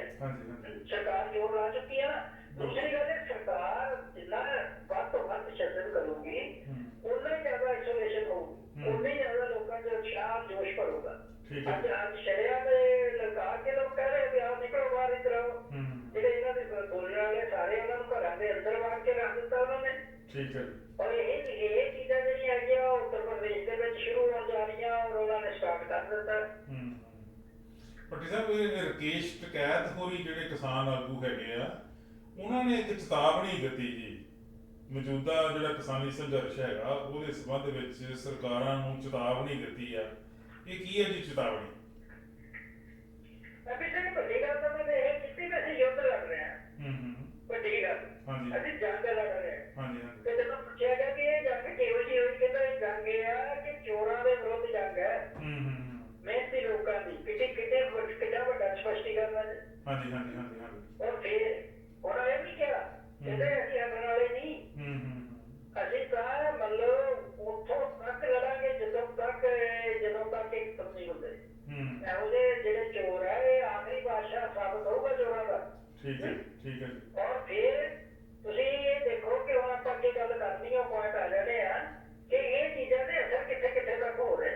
ਇਹ ਨਹੀਂ ਕਿ ਸਧਾਰਨ ਗੱਲ ਹੋ ਰਹੀ ਹੈ ਕਿ ਜੋ ਕੁਝ ਕਰੀ ਜਾਂਦੇ ਲੋਕ ਦੇਖੀ ਜਾਂਦੇ ਆ, ਜਾਂ ਇਹਨਾਂ ਦੀਆਂ ਦੂਸਰੇ ਦੀਆਂ ਵਿਰੋਧੀ ਪਾਰਟੀਆਂ ਉਹ ਵੀ ਮਤਲਬ ਚੁੱਪ ਕਰਕੇ ਦੇਖੀ ਜਾਣਗੀਆਂ ਜਾਂ ਸਹਿਣ ਕਰਨਗੀਆਂ। ਉਹ ਵਕਤ ਨਹੀਂ ਰਿਹਾ, ਉਹ ਵਕਤ ਚਲਾ ਗਿਆ। ਭੱਟੀ ਸਾਹਿਬ, ਪੰਜਾਬ ਦੀ ਕਾਂਗਰਸ ਦੀ ਰਾਜਨੀਤੀ ਦੀ ਗੱਲ ਕਰ ਰਹੀ ਹੈ, ਰੌਲਾ ਝੌਲਾ ਜਿਹੜਾ ਪਿਆ ਹੋਇਆ। ਕੁਝ ਦਿਨ ਪਹਿਲਾਂ ਇਹਨਾਂ ਨੇ ਲਗਭਗ ਅਨਾਉਂਸਮੈਂਟ ਜੀ ਹੋ ਗਈ ਸੀ ਜਿਹੜਾ ਇਹਨਾਂ ਦਾ ਕਾਂਗਰਸ ਦਾ ਨਵਾਂ ਪ੍ਰਧਾਨ ਬਣਾਉਣ ਬਾਰੇ। ਇਸ ਬਾਰੇ ਸਾਰੇ ਸਮਝਦੇ ਕਿ ਪੰਜਾਬ ਦੀਆਂ ਸਮੱਸਿਆਵਾਂ ਜਿਹੜੀਆਂ ਉਹ ਇਹੀ ਆ ਕਿ ਕਾਂਗਰਸ ਦਾ ਪ੍ਰਧਾਨ ਬਦਲੋ ਜਾਂ ਨਵਜੋਤ ਸਿੱਧੂ ਨੂੰ ਕਾਂਗਰਸ ਦੀ ਪ੍ਰਧਾਨਗੀ ਸੌਂਪ ਦਿਓ। ਸ਼ਾਇਦ ਪੰਜਾਬ ਦੇ ਹੋਰ ਮਸਲੇ ਕੋਈ ਹੈ ਹੀ ਨਹੀਂ, ਪੰਜਾਬ ਦੀ ਕੋਈ ਗੱਲ ਹੈ ਹੀ ਨਹੀਂ। ਜਦੋਂ ਜਿਹੜੇ ਹੈਗੇ ਆ ਰਾਵਤ ਸਾਹਿਬ ਕਾਂਗਰਸ ਦੇ ਨੁਮਾਇੰਦੇ ਆ ਸੈਂਟਰ ਟੀਮ ਵੱਲੋਂ ਪੰਜਾਬ ਦੇ ਵਾਸਤੇ, ਉਹਨਾਂ ਨੇ ਵੀ ਇੱਕ ਚੈਨਲ ਵਿੱਚ ਬਿਆਨ ਦੇ ਦਿੱਤਾ ਕਿ ਜੀ ਨਵਜੋਤ ਸਿੱਧੂ ਨੂੰ ਪ੍ਰਧਾਨ ਬਣਾ ਦਿੱਤਾ ਗਿਆ। ਨਵਜੋਤ ਸਿੱਧੂ ਵੀ ਬੜਾ ਖੁਸ਼, ਉਹ ਆਪਣੇ ਯਾਰਾਂ ਦੋਸਤਾਂ ਦੇ ਨਾਲ, ਆਪਣੇ ਨਾਲ ਦੇ ਹਮਾਇਤੀਆਂ ਦੇ ਨਾਲ ਪੂਰਾ ਬਾਗੀਆਂ ਪਾ ਰਹੇ ਸੀ। ਅਚਨਚੇਤ ਸੋਨੀਆ ਨੇ ਦੋਨੇ ਸੱਦ ਲਏ ਜੀ, ਸੋਨੀਆ ਗਾਂਧੀ ਨੇ ਜਿਹੜੀ ਕਾਂਗਰਸ ਦੀ ਪ੍ਰਧਾਨ, ਦੋਨੋਂ ਸੱਦ ਕੇ ਉਹ ਕੀ ਝਾੜ ਝੰਬ ਕੀਤੀ, ਕੀ ਖਿਚਾਈ ਕੀਤੀ ਆ, ਉਹ ਮੈਂ ਚਾਹੂੰਗਾ ਕਿ ਉਹਦੇ ਤੇ ਤੁਸੀਂ ਦੱਸੋ ਤੁਹਾਡੇ ਕੀ ਵਿਚਾਰ ਹੈਗੇ। ਮੇਰੇ ਹੱਥ ਇੱਥੋਂ ਆ ਗਿਆ ਕਿ ਕਿਸੇ ਨੂੰ ਅੰਦਰ ਆਣ ਲਿਆ ਜਾਵੇ। ਅੰਦਰ ਕੀ ਹੋਇਆ ਉਹ ਤਾਂ ਨਹੀਂ ਆਪਾਂ ਦੱਸ ਸਕਦੇ, ਪਰ ਜਦੋਂ ਬਾਹਰ ਨਿਕਲਦਾ ਉਹਦੇ ਮੂੰਹ ਤੋਂ ਤਾਂ ਅੰਦਾਜ਼ਾ ਲੱਗ ਜਾਂਦਾ। ਬਿਲਕੁਲ। ਇਹਦਾ ਕੀ ਹੋਇਆ ਹੋਊਗਾ, ਤਾਂ ਹੀ ਝਾੜ ਝੰਬ ਕਹਿੰਦੇ ਨੇ ਜੀ ਆਪਾਂ। ਜਦੋਂ ਇਹ ਪ੍ਰਿੰਕਾ ਵਾਲਿਆਂ ਨੂੰ ਮਿਲ ਕੇ ਆਇਆ ਬੜਾ ਖੁਸ਼ ਸੀ। ਬਿਲਕੁਲ। ਫੋਟੋ ਸੋਨੀਆ ਨੂੰ ਮਿਲ ਕੇ ਆਇਆ ਜਦੋਂ ਤਾਂ ਪੱਤਰਕਾਰਾਂ ਪੁੱਛਿਆ ਵੀ ਦਿਓ ਦੱਸੋ ਬੋਲੋ। ਚੁੱਪ ਰਿਹਾ, ਨੋ ਕਮੈਂਟ। ਫਿਰ ਸਵਾਲ ਹੋਏ, ਨੋ ਕਮੈਂਟ, ਚਲਾ ਗਿਆ। ਹਰੀਸ਼ ਰਾਵਤ ਜਿਹੜਾ ਉਹ ਨਿਕਲਿਆ, ਉਹਦਾ ਮੂੰਹ ਵੀ ਲਗਭਗ ਇਹੋ ਜਿਹਾ ਹੀ ਸੀ। ਕਿਉਂਕਿ ਸਾਡੀ ਬਰਾਦਰੀ ਚ ਬੜਾ ਹੈਗਾ ਕਿ ਚਿਹਰਾ ਦੇਖ ਕੇ, ਅੱਖਾਂ ਦੇਖ ਕੇ ਮਤਲਬ ਲਾਜੇ ਲਾਉਂਦੇ ਰਹਿੰਦੇ ਆ, ਕਿਉਂਕਿ ਪ੍ਰੈਕਟਿਸ ਹੀ ਰੋਜ਼ਦੀ ਹੈ। ਰਾਵਤ ਦੀ ਹਾਲਾਤ ਵੀ ਉਦਾਂ ਨਹੀਂ, ਉਹ ਵੀ ਨਹੀਂ ਬੋਲਿਆ, ਨੋ ਕਮੈਂਟ, ਕੋਈ ਗੱਲ ਨਹੀਂ। ਬੋਲਿਆ ਕਿ ਜਿਹੜੇ ਇੱਥੇ ਢੋਲ ਵਜਾ ਜਾ ਕੇ ਕੋਈ ਬੱਬਰ ਸ਼ੇਰ ਆ ਗਿਆ ਹੋਏ, ਕੋਈ ਦੂਸਰਾ ਆ ਗਿਆ ਹੋਏ, ਉਹ ਹੋ ਗਿਆ ਬੜੇ ਵੱਡੇ ਬੰਬ ਲੈਣ ਦੇ ਚਲਾਉਣੇ ਆ ਜੀ, ਜਿਹਦਾ ਰਾਜਪੱਟਾ ਹੋ ਚੱਲਿਆ ਹੁੰਦਾ। ਅੱਛਾ, ਤੇ ਰੋਜ਼ ਟਵੀਟ, 6 ਟਵੀਟ, ਜਦੋਂ ਬਹਿਣਾ ਕਰਕੇ ਟਵੀਟ ਕਰਦੀ ਕਿਹੜਾ ਚੁੱਪ ਲੱਗਦਾ। ਕੀ ਖਿਆਲ ਹੈ? ਬਿਲਕੁਲ 2 ਮਿੰਟ ਦਾ ਕੰਮ। ਪਰ ਉਹਦਾ ਜੋ ਅਸਰ ਹੋ ਰਿਹਾ, ਉਹਦਾ ਸੇਕ ਪਹੁੰਚਿਆ ਸੈਂਟਰ ਲੀਡਰਸ਼ਿਪ ਨੂੰ ਵੀ ਇਹ ਪ੍ਰਭਾਵ ਕਰਦਾ ਵੀ ਇਹ ਸਾਰਾ ਜੋ ਇਹ ਕੰਮ ਤੋਂ ਤੁਰ ਪਿਆ। ਠੀਕ ਹੈ। ਔਰ ਫਿਰ ਇਹ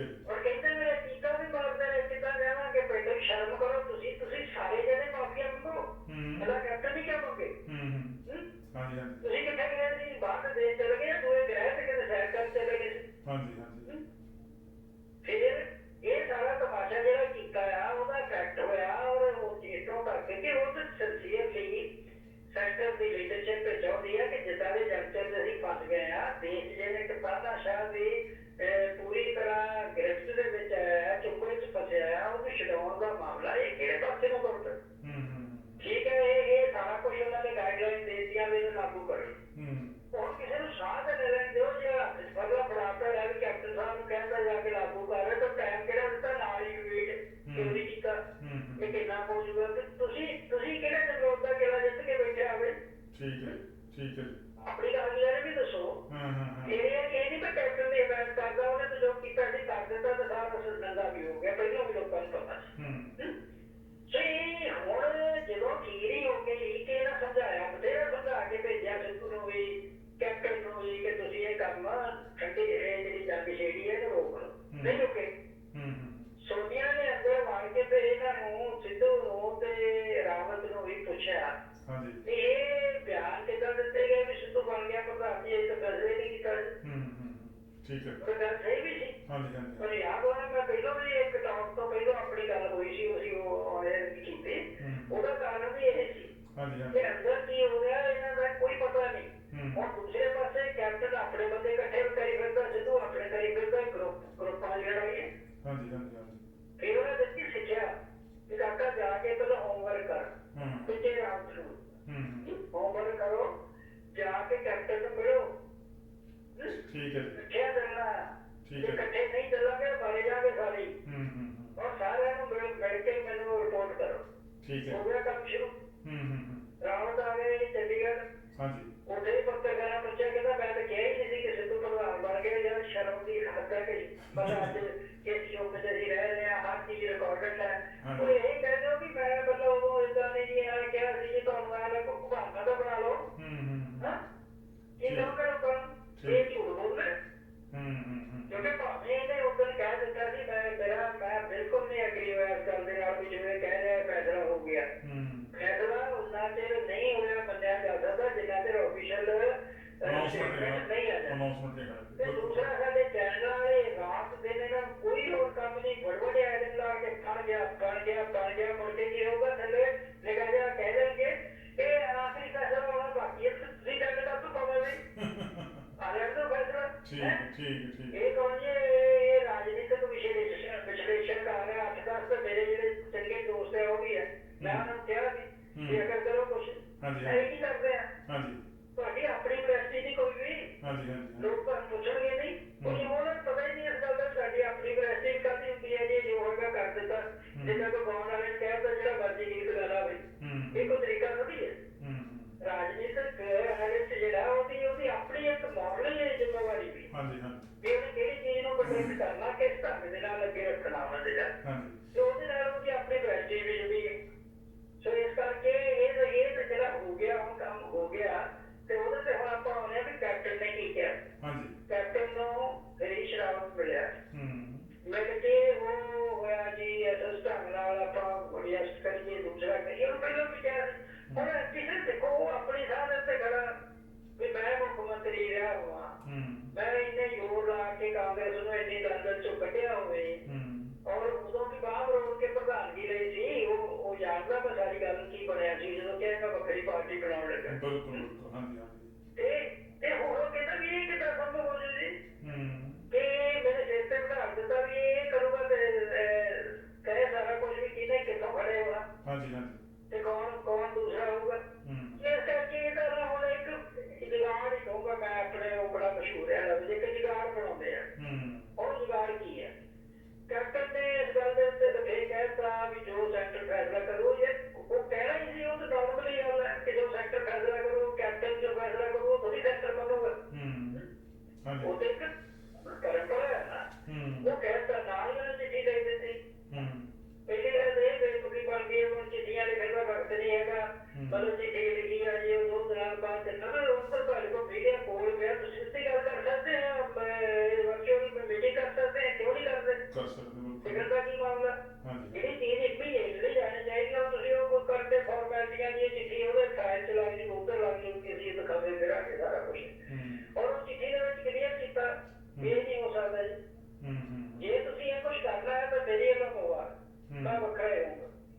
ਹੁਣ ਜਦੋਂ ਇਹ ਧਮਕੀ ਆਉਂਦੀ ਹੈ ਫੇਰ ਹੋ ਜਾਂਦੇ ਹਾਲਾਤ ਦੇਖੋ ਕੀ ਬਣੇ ਨੇ। ਹਾਂਜੀ ਇਹ ਫੈਸਲੇ ਤੇ ਤੁਸੀਂ ਅੰਦਾਜ਼ੇ ਲਾ ਲਓਗੇ ਕਿ ਕੱਲ ਨੂੰ ਹੋ ਜਾਣਾ ਜਾਂ ਪਰਸੋਂ ਨੂੰ ਹੋ ਜਾਣਾ ਜਾਂ 10 ਦਿਨ ਨੂੰ ਹੋਣਾ ਜਾਂ ਹੋਣਾ ਕਿ ਨਹੀਂ ਹੋਣਾ, ਕੀ ਬਣਨਾ ਇਹਨਾਂ ਦਾ। ਠੀਕ ਔਰ ਹੈ ਉਹਦੇ ਚ ਉਹਨੇ ਕਲੀਅਰ ਕਰ ਦਿੱਤਾ, ਕਲੀਅਰ ਕਰਕੇ ਉਹਨੇ ਇਹ ਵੀ ਸਾਬਤ ਕਰ ਦਿੱਤਾ ਕਿ ਜਿਹੜੀ ਸਭ ਤੋਂ ਬੜੀ ਗੱਲ ਹੈ, ਇੱਕ ਪਾਸੇ ਕਾਂਗਰਸ ਕਹਿੰਦੀ ਹੈ ਅਸੀਂ ਜਾਤ ਧਰਮ ਫਿਰਕੇ ਦੇ ਨਾਂ ਦੇ ਉੱਤੇ ਵੋਟਾਂ ਨਹੀਂ ਮੰਗਦੇ, ਉਹਦੇ ਨਾਂ ਦੇ ਉੱਤੇ ਪਾਰਟੀ ਨਹੀਂ, ਸਾਡੀ ਤਾਂ ਸੈਕੂਲਰ ਪਾਰਟੀ ਹੈ। ਇਹ ਕਹਿਣ ਦੀ ਕੀ ਲੋੜ ਹੈ ਜੀ ਇੰਨੇ ਮੇਰੇ ਨਾਲ ਹਿੰਦੂ ਆ ਗਏ ਆ, ਇੰਨੇ ਮੇਰੇ ਨਾਲ ਸਿੱਖ ਆ ਗਏ ਆ, ਇੰਨੀ ਗਿਣਤੀ ਸਿੱਖਾਂ ਦੀ ਆ, ਇੰਨੀ ਹਿੰਦੂਆਂ ਦੀ ਆ। ਕਾਂਗਰਸ ਜਿਹੜੀ ਹੈਗੀ ਆ ਉਹਦਾ ਪ੍ਰਧਾਨ ਹਿੰਦੂ ਹੀ ਹੋਣਾ ਚਾਹੀਦਾ, ਉਹਦਾ ਸਿੱਖ ਨਹੀਂ ਹੋਣਾ ਚਾਹੀਦਾ। ਇਹ ਕੀ ਆ ਮਾਮਲਾ ਇਹ ਕਰ ਕੀ ਰਹੇ? ਇਹ ਦੇਸ਼ ਨੂੰ ਜਾਤਾਂ ਤੇ ਧਰਮਾਂ ਤੇ ਵੰਡਣਾ ਚਾਹੁੰਦੇ ਆ। ਵੰਡ ਰਿਹਾ ਪੂਰੀ ਤਰ੍ਹਾਂ ਨਹੀਂ ਵੰਡ ਰਿਹਾ। ਬਾਤ ਮਾਰਦਾ ਮੈਂ ਕਹੂੰਗਾ ਉਹ ਮਾਰਦਾ। ਅਸੀਂ ਦਲਕਾ ਜਿਹੜਾ ਮੁੱਖ ਮੰਤਰੀ ਬਣਾਵਾਂਗੇ ਭਾਜਪਾ ਕਰੀ ਇਹ ਕਹਾ ਨਹੀਂ ਜੀ। ਇਹ ਸੁਖਬੀਰ ਬਾਦਲ ਸੁੱਖ ਨਾਲ ਐਲਾਨ ਕਰਦਾ ਅਸੀਂ 2 ਉਪ ਮੁੱਖ ਮੰਤਰੀ ਬਣਾਵਾਂਗੇ। ਇੱਕ ਦਲਕਾ ਦਾ ਆਊਗਾ ਤੇ ਹਿੰਦੂਆਂ ਦਾ ਆਊਗਾ ਤੇ ਮੁੱਖ ਮੰਤਰੀ ਕੌਣ ਆਊਗਾ? ਉਹ ਆਪ ਆਪ ਆਪਣਾ ਬੋਲਿਓ ਮੈਂ ਹੋਈ ਕਹਿ ਚੁੱਕਾ ਉਹ ਮੈਂ ਕੀ ਹੋ ਰਿਹਾ ਹੋ ਕੀ ਰਿਹਾ। ਕਾਂਗਰਸ ਆ ਗਈ, ਕਾਂਗਰਸ ਬਚੀ ਹੋਈ ਸੀ ਪਹਿਲਾਂ, ਕਾਂਗਰਸ ਹੁਣ ਆ ਗਈ। ਅਸੀਂ ਜੀ ਹੁਣ ਫਾਰਮੂਲਾ ਜਿਹੜਾ ਜੁਗਾੜ ਮੈਂ ਕਹਿੰਦਾ ਉਹ ਇਹ ਆ ਕਿ ਸਿੱਧੂ ਕੱਲਾ ਨਹੀਂ, ਸਿੱਧੂ ਨੂੰ ਬੁਲਾ ਲਓ ਪ੍ਰਧਾਨ ਤੇ 3 ਬੰਦੇ ਕੈਪਟਨ ਚੁਣੂਗਾ। ਉਹ ਹਾਈਕਮਾਂਡ ਕਿਹਦਾ ਚੁਣੂ ਬਈ? ਸੋਚੋ ਕੈਪਟਨ ਹੀ ਕਿਉਂ ਚੁਣੂ? ਇਹਦਾ ਮਤਲਬ ਕੈਪਟਨ ਇੱਕ ਵੱਖਰੀ ਚੀਜ਼ ਹੈ ਤੇ ਹਾਈਕਮਾਂਡ ਵੱਖਰੀ ਹੈ। ਕੈਪਟਨ ਦੀ ਮਰਜ਼ੀ ਦੇ ਜੇ 3 ਬੰਦੇ ਹੋਣਗੇ ਇਹ ਕੀ ਕਰ ਰਹੇ ਆ? ਸੌਦੇਬਾਜ਼ੀਆਂ ਹੋਣਗੀਆਂ। ਬਿਲਕੁਲ। ਔਰ ਫਿਰ ਉਹ ਕਹਿੰਦਾ ਵੀ ਮੇਰੀ ਰਾਏ ਤੋਂ ਬਿਨਾਂ ਟਿਕਟਾਂ ਨਹੀਂ ਮਿਲਣਗੀਆਂ ਕਿਸੇ ਨੂੰ। ਠੀਕ ਹੈ ਜੀ। ਸਿੱਧੂ ਸ਼ੰਕਰਾ ਵਜਾਓ ਹੋਣਾ ਵੀ ਏਦਾਂ ਹੀ ਹੈ ਨਾ। ਬਿਲਕੁਲ।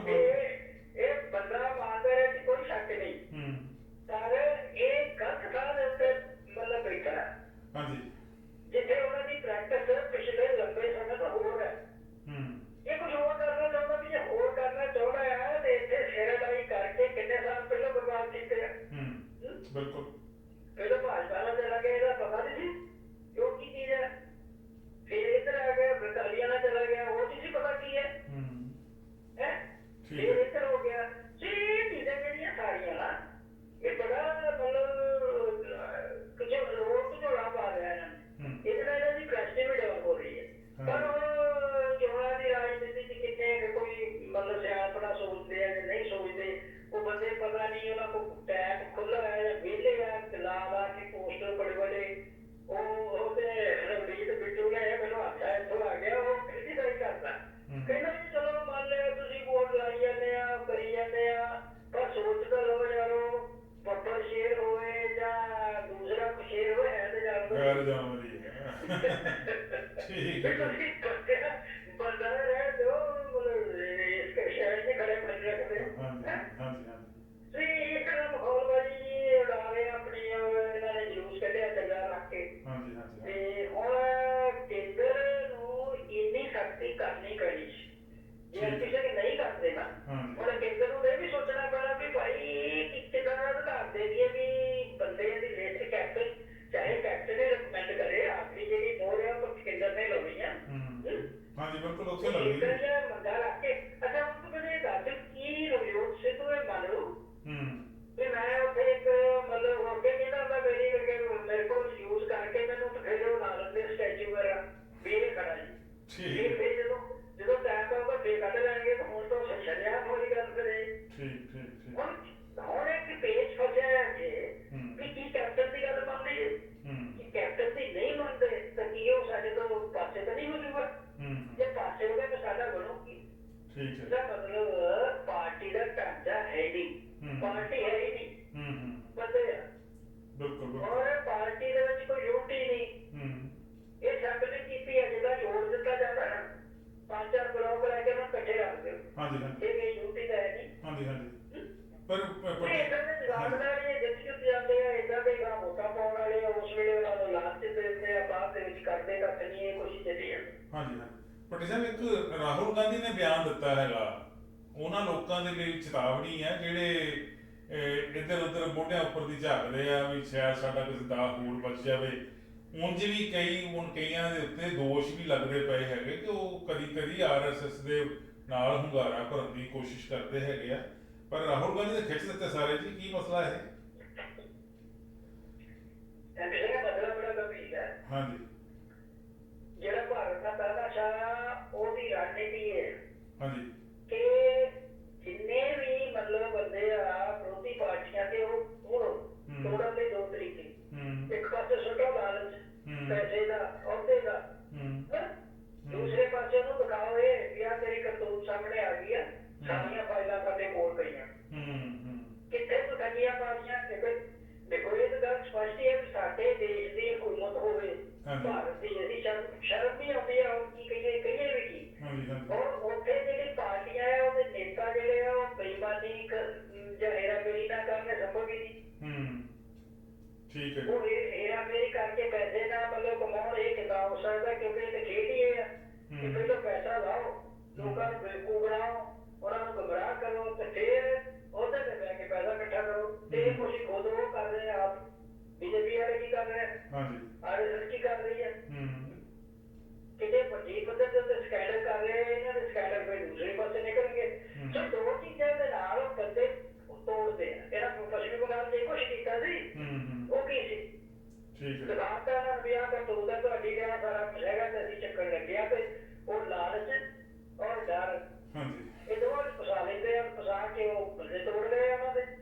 ਨਾਲ ਨੂੰ ਆ ਗਿਆ ਗੁੱਸਾ ਵੀ ਇਹ ਹੁਣ ਰਹਿਣਾ ਤਾਂ ਹੈ ਨਹੀਂ, ਕਿਉਂਕਿ ਜਿਹੜੇ ਬੰਦੇ ਦੇਖੋ ਜਿਨ੍ਹਾਂ ਨੇ ਰੱਜ ਕੇ ਬੇਈਮਾਨੀਆਂ ਕੀਤੀਆਂ, ਠੱਗੀਆਂ ਪਾਲੀਆਂ, ਕਾਟੇ ਪਾਲੇ, ਉਹ ਕਿੱਦਾਂ ਕਰੋਗੇ ਵੀ ਜੇ ਕਰੀ ਉਹਨਾਂ ਨੇ ਇੱਕ ਪਾਸੇ ਜੇਲ੍ਹ ਦਿੱਤੀ ਹੈ, ਦੂਜੇ ਪਾਸੇ ਕੁਸ਼ਤੀ ਦਿੱਤੀ, ਸ਼ਾਨੋ ਸ਼ੌਕਤ ਦਿੱਤੀ ਹੈ। ਇਸ ਕਰਕੇ ਉਹਨਾਂ ਨੂੰ ਦੌੜ ਪਏ।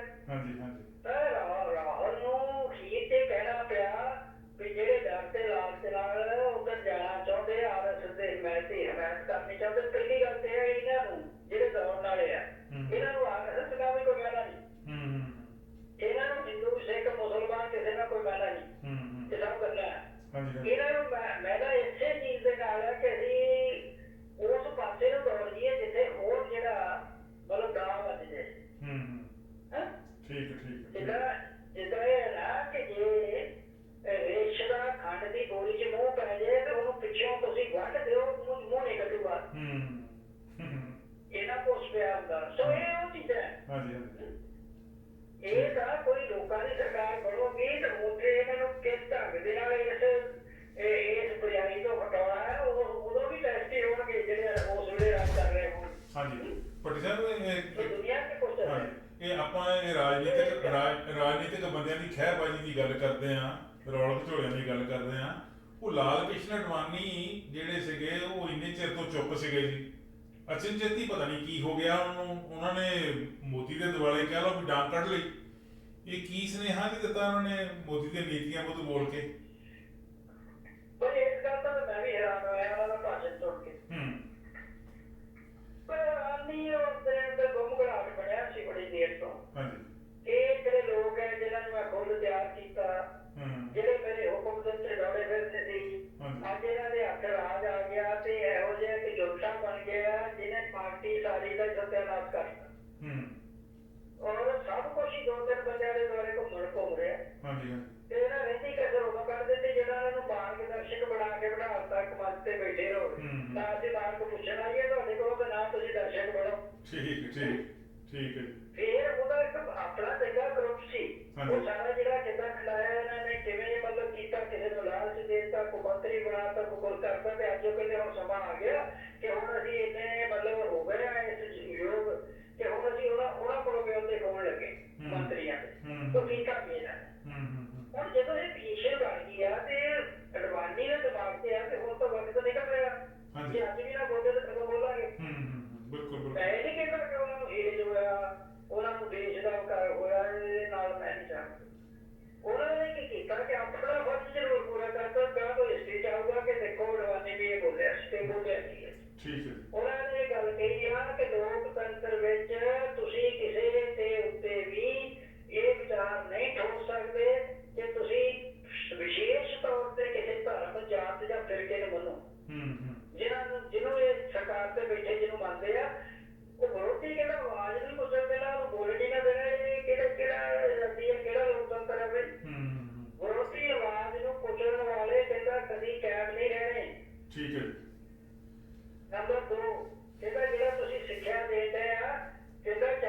ਇੱਕ ਭਾਰਤ ਦਾ ਬੜਾ ਵੱਡਾ ਦਾਨਸ਼ਵਰ ਹੋਇਆ, ਹਾਂਜੀ ਉਹਨੇ ਤਾਂ ਸਪਸ਼ਟ ਕਿਹਾ ਸੀ ਹੂੰ ਕਿ ਮੈਂ ਨਹੀਂ ਜੇ ਕਿਸੇ ਨੂੰ ਵੀ ਮੰਨਦਾ, ਹੂੰ ਨਾ ਮੈਂ ਰੱਬ ਨੂੰ ਮੰਨਦਾ, ਨਾ ਮੈਂ ਅਗਲੇ ਜਨਮ ਨੂੰ ਮੰਨਦਾ, ਨਾ ਇਹ ਮਰਨ ਤੋਂ ਬਾਅਦ ਬੰਦਾ ਕਿਤੇ ਜਾਂਦਾ। ਕਹਿੰਦਾ ਉਹਨੇ ਇਸ ਗੱਲ ਤੇ ਡਟ ਕੇ ਕੀਤਾ ਸੀ ਤੇ ਉਸ ਸਮੇਂ ਦੇ ਜਿਹੜੇ ਰਾਜੇ ਸੀਗੇ ਉਹਨਾਂ ਨੂੰ ਐਪਰੀਸ਼ੀਏਟ ਕੀਤਾ ਸੀ। ਠੀਕ ਹੈ ਜੀ ਇਸ ਕਰਕੇ ਉਹ ਤੋਂ ਥੱਲੇ ਚਲੇ ਗਏ। ਹਾਂ ਹਾਂ ਹਾਂ ਹਾਂਜੀ ਤੇ ਇਸ ਕਰਕੇ ਇਹ ਚੀਜ਼ ਜਿਹੜੀ ਆ ਇਹਦਾ ਪ੍ਰਭਾਵ ਕੀ ਗਿਆ ਕਿ ਹੌਲੀ ਹੌਲੀ ਆਪਾਂ ਬਹੁਤ ਪਹਿਲੇ ਸਮੇਂ ਤੋਂ ਇਹ ਕਹਿੰਦੇ ਰਹੇ ਆ ਕਿ ਇਹਨਾਂ ਦੇ ਅੰਦਰ ਫੁੱਟ ਜਿਹੜੀ ਆ ਉਹ ਸ਼ੁਰੂ ਹੋ ਚੁੱਕੀ ਹੈ। ਹਾਂਜੀ ਬਿਲਕੁਲ ਸੌਰੀ ਔਰ ਉਹਦਾ ਇਹ ਪ੍ਰਗਟਾਵਾ ਜਿਹੜਾ ਇਹ ਕੱਢ ਕੇ ਕੀਤਾ ਸ਼ਰੇਆਮ ਠੀਕ ਹੈ ਜੀ ਸ਼ਰੇਆਮ ਔਰ ਜਿਹੜੀਆਂ ਮੋਦੀ ਵਿਰੋਧੀ ਪਾਰਟੀਆਂ ਆ ਉਹਨਾਂ ਸਾਰੀਆਂ ਨੇ ਤਾਲੀਆਂ ਵਜਾਈਆਂ ਉੱਤੇ। ਐਪਰੀਸ਼ੀਏਟ ਕੀਤਾ ਉਹਨੇ ਡਟ ਕੇ ਗਿਆ। ਹੂੰ। ਪਹਿਲਾਂ ਮੈਂ ਅੰਗਰੇਜ਼ਾਂ ਦਾ ਰਾਜ ਵੀ ਦੇਖਿਆ, ਉੱਥੇ ਵੀ ਇਹ ਕੁਛ ਨਹੀਂ ਸੀ। ਹੂੰ ਹੂੰ ਬਿਲਕੁਲ ਬਿਲਕੁਲ ਪਹਿਲਾਂ ਮੈਂ ਬਹੁਤ ਲੰਬਾ ਸਮਾਂ ਰਾਜਨੀਤੀ ਚ ਹੂੰ। ਕਿ ਅੱਜ ਪਹਿਲੀ ਵਾਰ ਹੈ ਮੈਨੂੰ ਇਹ ਕਹਿਣਾ ਪੈ ਰਿਹਾ ਵੀ ਇੱਥੇ ਕੀ ਹੋ ਗਿਆ ਇਹ ਸਾਰਾ। ਹੂੰ ਨਹੀਂ ਪਰ ਸਵਾਲ ਨਾ ਕੋਈ ਵਿਰੋਧੀ ਸਵਾਲ ਤਾਂ ਚੁੱਕਣ ਜੋ ਕਰ ਰਿਹਾ ਉਹਨਾਂ ਦੇ ਉੱਤੇ ਸਾਰੇ ਜਿਹੜੇ ਇੰਸਟੀਟਿਊਸ਼ਨ ਹੈਗੇ ਆ ਉਹਨਾਂ ਨੂੰ ਡਰਾ ਕੇ ਉਹਨਾਂ ਤੇ ਕਬਜ਼ੇ ਕਰਕੇ ਇਦਾਂ ਦੇ ਕਰਤਾ ਕਿ ਉਹ ਆਪਣਾ ਕੰਮ ਹੀ ਨਹੀਂ ਕਰ ਰਹੇ, ਮੰਮ ਬਣ ਕੇ ਬੈਠੇ ਬਿਲਕੁਲ ਜ਼ਰੂਰੀ। ਹਾਂਜੀ ਹਾਂਜੀ ਪੱਟੀ ਸਾਹਿਬ ਸਵਾਲ ਤਾਂ ਇੱਕ ਬਣਦਾ ਲਾਲ ਕ੍ਰਿਸ਼ਨ ਅਡਵਾਨੀ ਤੇ ਵੀ ਕਿ ਉਹ ਮਾਰਗਦਰਸ਼ਨ ਦੇਣਾ ਸੀ ਉਹਨਾਂ ਨੇ ਤੇ ਇਹਨਾਂ ਦੇ ਉਡੀਕਦੇ ਨੇ ਮਾਰਗਦਰਸ਼ਨ ਹੁਣ ਦੇਣ ਲੱਗੇ। ਨਹੀਂ ਤਾਂ ਪਿਛਲੇ ਜਦੋਂ ਮਾਰਗਦਰਸ਼ਨ ਦੇ ਉੱਤੇ ਬਿਠਾ ਕੇ ਉਸ ਚੌਂਕੇ ਦੇ ਵਿੱਚ ਤੇ ਫਰਾਰ ਹੋ ਗਏ ਮਾਰਗਦਰਸ਼ਨ ਬਣਾਉਣ ਵਾਲੇ ਤੇ ਆਪਣੇ ਬਾਹਰ ਜਾ ਕੇ ਡਾਕੇ ਮਾਰਨ ਲੱਗ ਗਏ ਤਾਂ ਉਹ ਕੀ ਕਰਨ। ਠੀਕ ਹੈ ਅੱਛਾ ਪੱਟੀ ਸਾਹਿਬ ਹਾਂਜੀ ਇੱਕ ਬਜ਼ੁਰਗ ਆ ਬੰਦਾ, ਤੁਸੀਂ ਦੇਖੋ ਨਾ ਬਜ਼ੁਰਗ ਬੰਦਾ ਆ, ਉਹਦੇ ਜੋ ਸਾਰੀ ਉਮਰ ਰਾਤੀ ਚਲੋ ਉਹਦੇ ਵਿਚਾਰ ਵੱਖਰੇ ਆ, ਦੂਸਰਿਆਂ ਦੇ ਵੱਖਰੇ ਆ, ਆਪਣੇ ਵੱਖਰੇ ਆ, ਉਹ ਵੱਖਰੀ ਚੀਜ਼ ਹੈ। ਹਾਂਜੀ ਪਰ ਤੁਸੀਂ ਕਮ ਸੇ ਕਮ ਉਹਦੀ ਇੰਨੀ ਬੇਇੱਜ਼ਤੀ ਤਾਂ ਨਾ ਕਰੋ, ਮਾਰਗਦਰਸ਼ਕ ਹੀ ਨਾ ਬਣਾਓ। ਉਹਨੂੰ ਕਹੋ ਬਾਬਾ ਬੈਠਾ ਰਹੋ ਚੁੱਪ ਕਰਕੇ ਤੇ ਰੋਟੀ ਪਾਣੀ ਖਾਈ ਜਾ ਜਿਹੜਾ ਹੈਗਾ ਤੇ ਜਦੋਂ ਮਿਲੂਗਾ ਖਾਲੀ ਰਹੋ, ਬਾਹਰ ਰੌਲਾ ਨਾ ਪਾ। ਏਦਾਂ ਹੁੰਦਾ ਨੀ ਠੀਕ ਬਜ਼ੁਰਗਾਂ ਦਾ ਕਈਆਂ ਵਿਚਾਰੇ ਨਹੀਂ ਵੀ ਹੁੰਦਾ। ਹਾਂਜੀ। ਇਹਨਾਂ ਦਾ ਵੀ ਉਹ ਹੋਇਆ। ਹਾਂਜੀ ਹਾਂਜੀ ਤੁਸੀਂ ਇੱਕ ਪੱਟੀ ਪਾਸੇ ਜਦੋਂ ਪ੍ਰਧਾਨ ਮੰਤਰੀ ਬਣਦਾ ਮੋਦੀ ਉਹ ਜਾ ਕੇ ਉਹਦੇ ਪੈਰਾਂ ਨੂੰ ਹੱਥ ਲਾਉਂਦਾ ਹਾਂ। ਤੇ ਦੂਸਰੇ ਪਾਸੇ ਉਹ ਮਤਲਬ ਉਹਦਾ ਕਹਿਣਾ ਮੰਨਣ ਦੀ ਬਜਾਏ ਉਹਦੀ ਬੇਇੱਜ਼ਤੀ ਕਰਨ ਦੇ ਲਈ ਸਾਰੇ ਕੰਮ ਕਰ ਰਿਹਾ। ਪੱਟੀ ਸਾਹਿਬ ਇੱਕ ਦੱਸਿਆ ਜੀ ਤੁਸੀਂ ਗੱਲ ਕੀਤੀ ਬੀਜੇਪੀ ਦੇ ਵਿੱਚ ਜਿਹੜੀ ਫੁੱਟ ਦੀ ਗੱਲ ਹੈ, ਆਪਾਂ ਕਈ ਦਿਨ ਪਹਿਲਾਂ ਇਸ ਗੱਲ ਤੇ ਚਰਚਾ ਕੀਤੀ ਸੀ, ਤੁਸੀਂ ਪੂਰਾ ਹਵਾਲਾ ਦਿੱਤਾ ਸੀ ਕਿ ਫੁੱਟ ਅੰਦਰੂਨੀ ਹੈਗੀ ਆ, ਸਾਹਮਣੇ ਨਹੀਂ ਆ ਰਹੀ, ਆਉਣ ਵਾਲੇ ਦਿਨਾਂ 'ਚ ਆ ਜਾਊਗੀ। ਹੁਣ ਉਹ ਨਿਤਨ ਗਡਕਰੀ ਹੈਗੇ ਜੀ, ਇੱਕ ਇਹਨਾਂ ਦੇ ਪ੍ਰਮੁੱਖ ਆਗੂ ਹੈ ਔਰ ਕੇਂਦਰੀ ਕੈਬਨਿਟ ਮਿਨਿਸਟਰ ਹੈਗੇ ਆ ਤੇ ਉਹ ਵੀ ਲਾਲ ਕ੍ਰਿਸ਼ਨ ਅਡਵਾਨੀ ਵਾਲੇ ਧੜੇ ਦੇ ਹੀ ਆ। ਉਹਨਾਂ ਨੇ ਵੀ ਬਾਗੀ ਤੇਵਰ ਦਿਖਾਉਣੇ ਸ਼ੁਰੂ ਕਰਤੇ। ਦੋ ਧੜਿਆਂ ਦੀ ਰਾਜਨੀਤੀ ਜਿਹੜੀ ਹੈ ਜੀ ਇਹ ਉਸ ਸਿਆਸੀ ਪਾਰਟੀ ਦਾ ਕੀ ਭਲਾ ਕਰਦੀ ਕੀ ਨਹੀਂ ਭਲਾ ਕਰਦੀ, ਦੇਸ਼ ਤੇ ਵੀ ਤੇ ਇਸ ਗੱਲ ਦਾ ਪ੍ਰਭਾਵ ਪੈਂਦਾ ਕਿ ਇੱਕ ਸਰਕਾਰ ਹੈ, ਸਰਕਾਰ ਦੇ ਅੰਦਰ ਦੋ ਧੜੇ ਆ, ਦੋਨੋਂ ਅੰਦਰ ਆਪਸ ਵਿੱਚ ਖੈਬੜ ਰਹੇ ਆ ਤੇ ਉਹ ਦੇਸ਼ ਦਾ ਭਲਾ ਤਾਂ ਕਰ ਹੀ ਨਹੀਂ ਸਕਦੇ। ਦੇਸ਼ ਨੂੰ ਛੱਡੋ, ਦੇਸ਼ ਨੂੰ ਕੌਣ ਸੋਚਦਾ। ਗੱਲ ਤੇ ਹੁਣੇ ਵੀ ਮੈਂ ਕਰਨ ਲੱਗਾ ਕਿ ਪਹਿਲਾਂ ਤਾਂ ਗਡਕਰੀ ਚੁੱਪ ਰਿਹਾ। ਚਲੋ ਹੁਣ ਉਹਨੇ ਜਿਹੜਾ ਵਿਰੋਧ ਕੀਤਾ ਉਹਨੂੰ ਵੀ ਆਪਾਂ ਕਹਿੰਦੇ ਵੀ ਚੰਗਾ ਕੀਤਾ, ਵਧੀਆ ਗੱਲ ਹੋਣੀ ਚਾਹੀਦੀ, ਪਰ ਕੀਤਾ ਕਦੋਂ ਜਦੋਂ ਸਿਰ ਤੋਂ ਪਾਣੀ ਲੰਘ ਗਿਆ। ਜਿਸ ਵੇਲੇ ਮੋਦੀ ਨੇ ਮਾੜਾ ਜਿਹਾ ਵੀ ਉਹਦੇ ਅਖਬਾਰ ਰੱਖਣ ਵਾਲੇ ਕਿਸੇ ਵੀ ਮੰਤਰੀ ਨੂੰ ਬਖਸ਼ਿਆ ਨਹੀਂ, ਸਵੇਰੇ ਫੋਨ ਕੀਤਾ ਰਿਜ਼ਾਈਨ ਦਿਓ। ਹਾਂਜੀ ਹਾਂਜੀ ਲੈ ਲਈ ਰਿਜ਼ਾਈਨ। ਬਿਲਕੁਲ ਉਹ ਬਣੀ ਦੇ ਬੱਕਰੇ ਬਣਾਤੇ ਸਾਰੇ। ਹਾਂਜੀ ਹਾਂਜੀ 12 ਦੇ 12 ਤੇ ਜਦੋਂ 13ਵੇਂ ਦੀ ਵਾਰੀ ਆਈ ਇਹਨੂੰ ਮਤਲਬ ਕਹਿੰਦੇ ਵੀ ਚਲੋ ਫਿਰ ਵੀ ਮਤਲਬ ਹੈਗਾ ਇਹਨੂੰ ਏਦਾਂ ਕਰੋ, ਇਹਦਾ ਅੱਧਾ ਝਟਕਾ ਦਿਓ, ਅੱਧਾ ਸੀ ਬਣ ਪੂਰਾ ਝਟਕਾ ਹੈ। ਉਹਦੇ ਕੋਲ ਇੱਕ ਮਹਿਕਮਾ ਜਿਹੜਾ ਹੈਗਾ ਵਾਪਸ ਲੈ ਲਿਆ, ਇੱਕ ਦਾ ਉਹਨੂੰ ਸੜਕਾਂ ਦਾ ਰਹਿਣ ਦਿੱਤਾ ਹੈ, ਪ੍ਰਵਾਨ ਮੰਤਰਾਲੇ ਵਾਪਸ ਲੈ ਲਿਆ।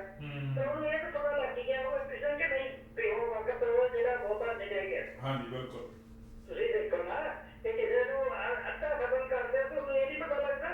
ਇਹਦਾ ਮਤਲਬ ਜਦੋਂ ਸਿਰ ਤੇ ਹੀ ਆ ਗਈ ਉਸ ਵੇਲੇ ਬੋਲਿਆ ਤੇ ਚੰਗਾ ਬੋਲਿਆ।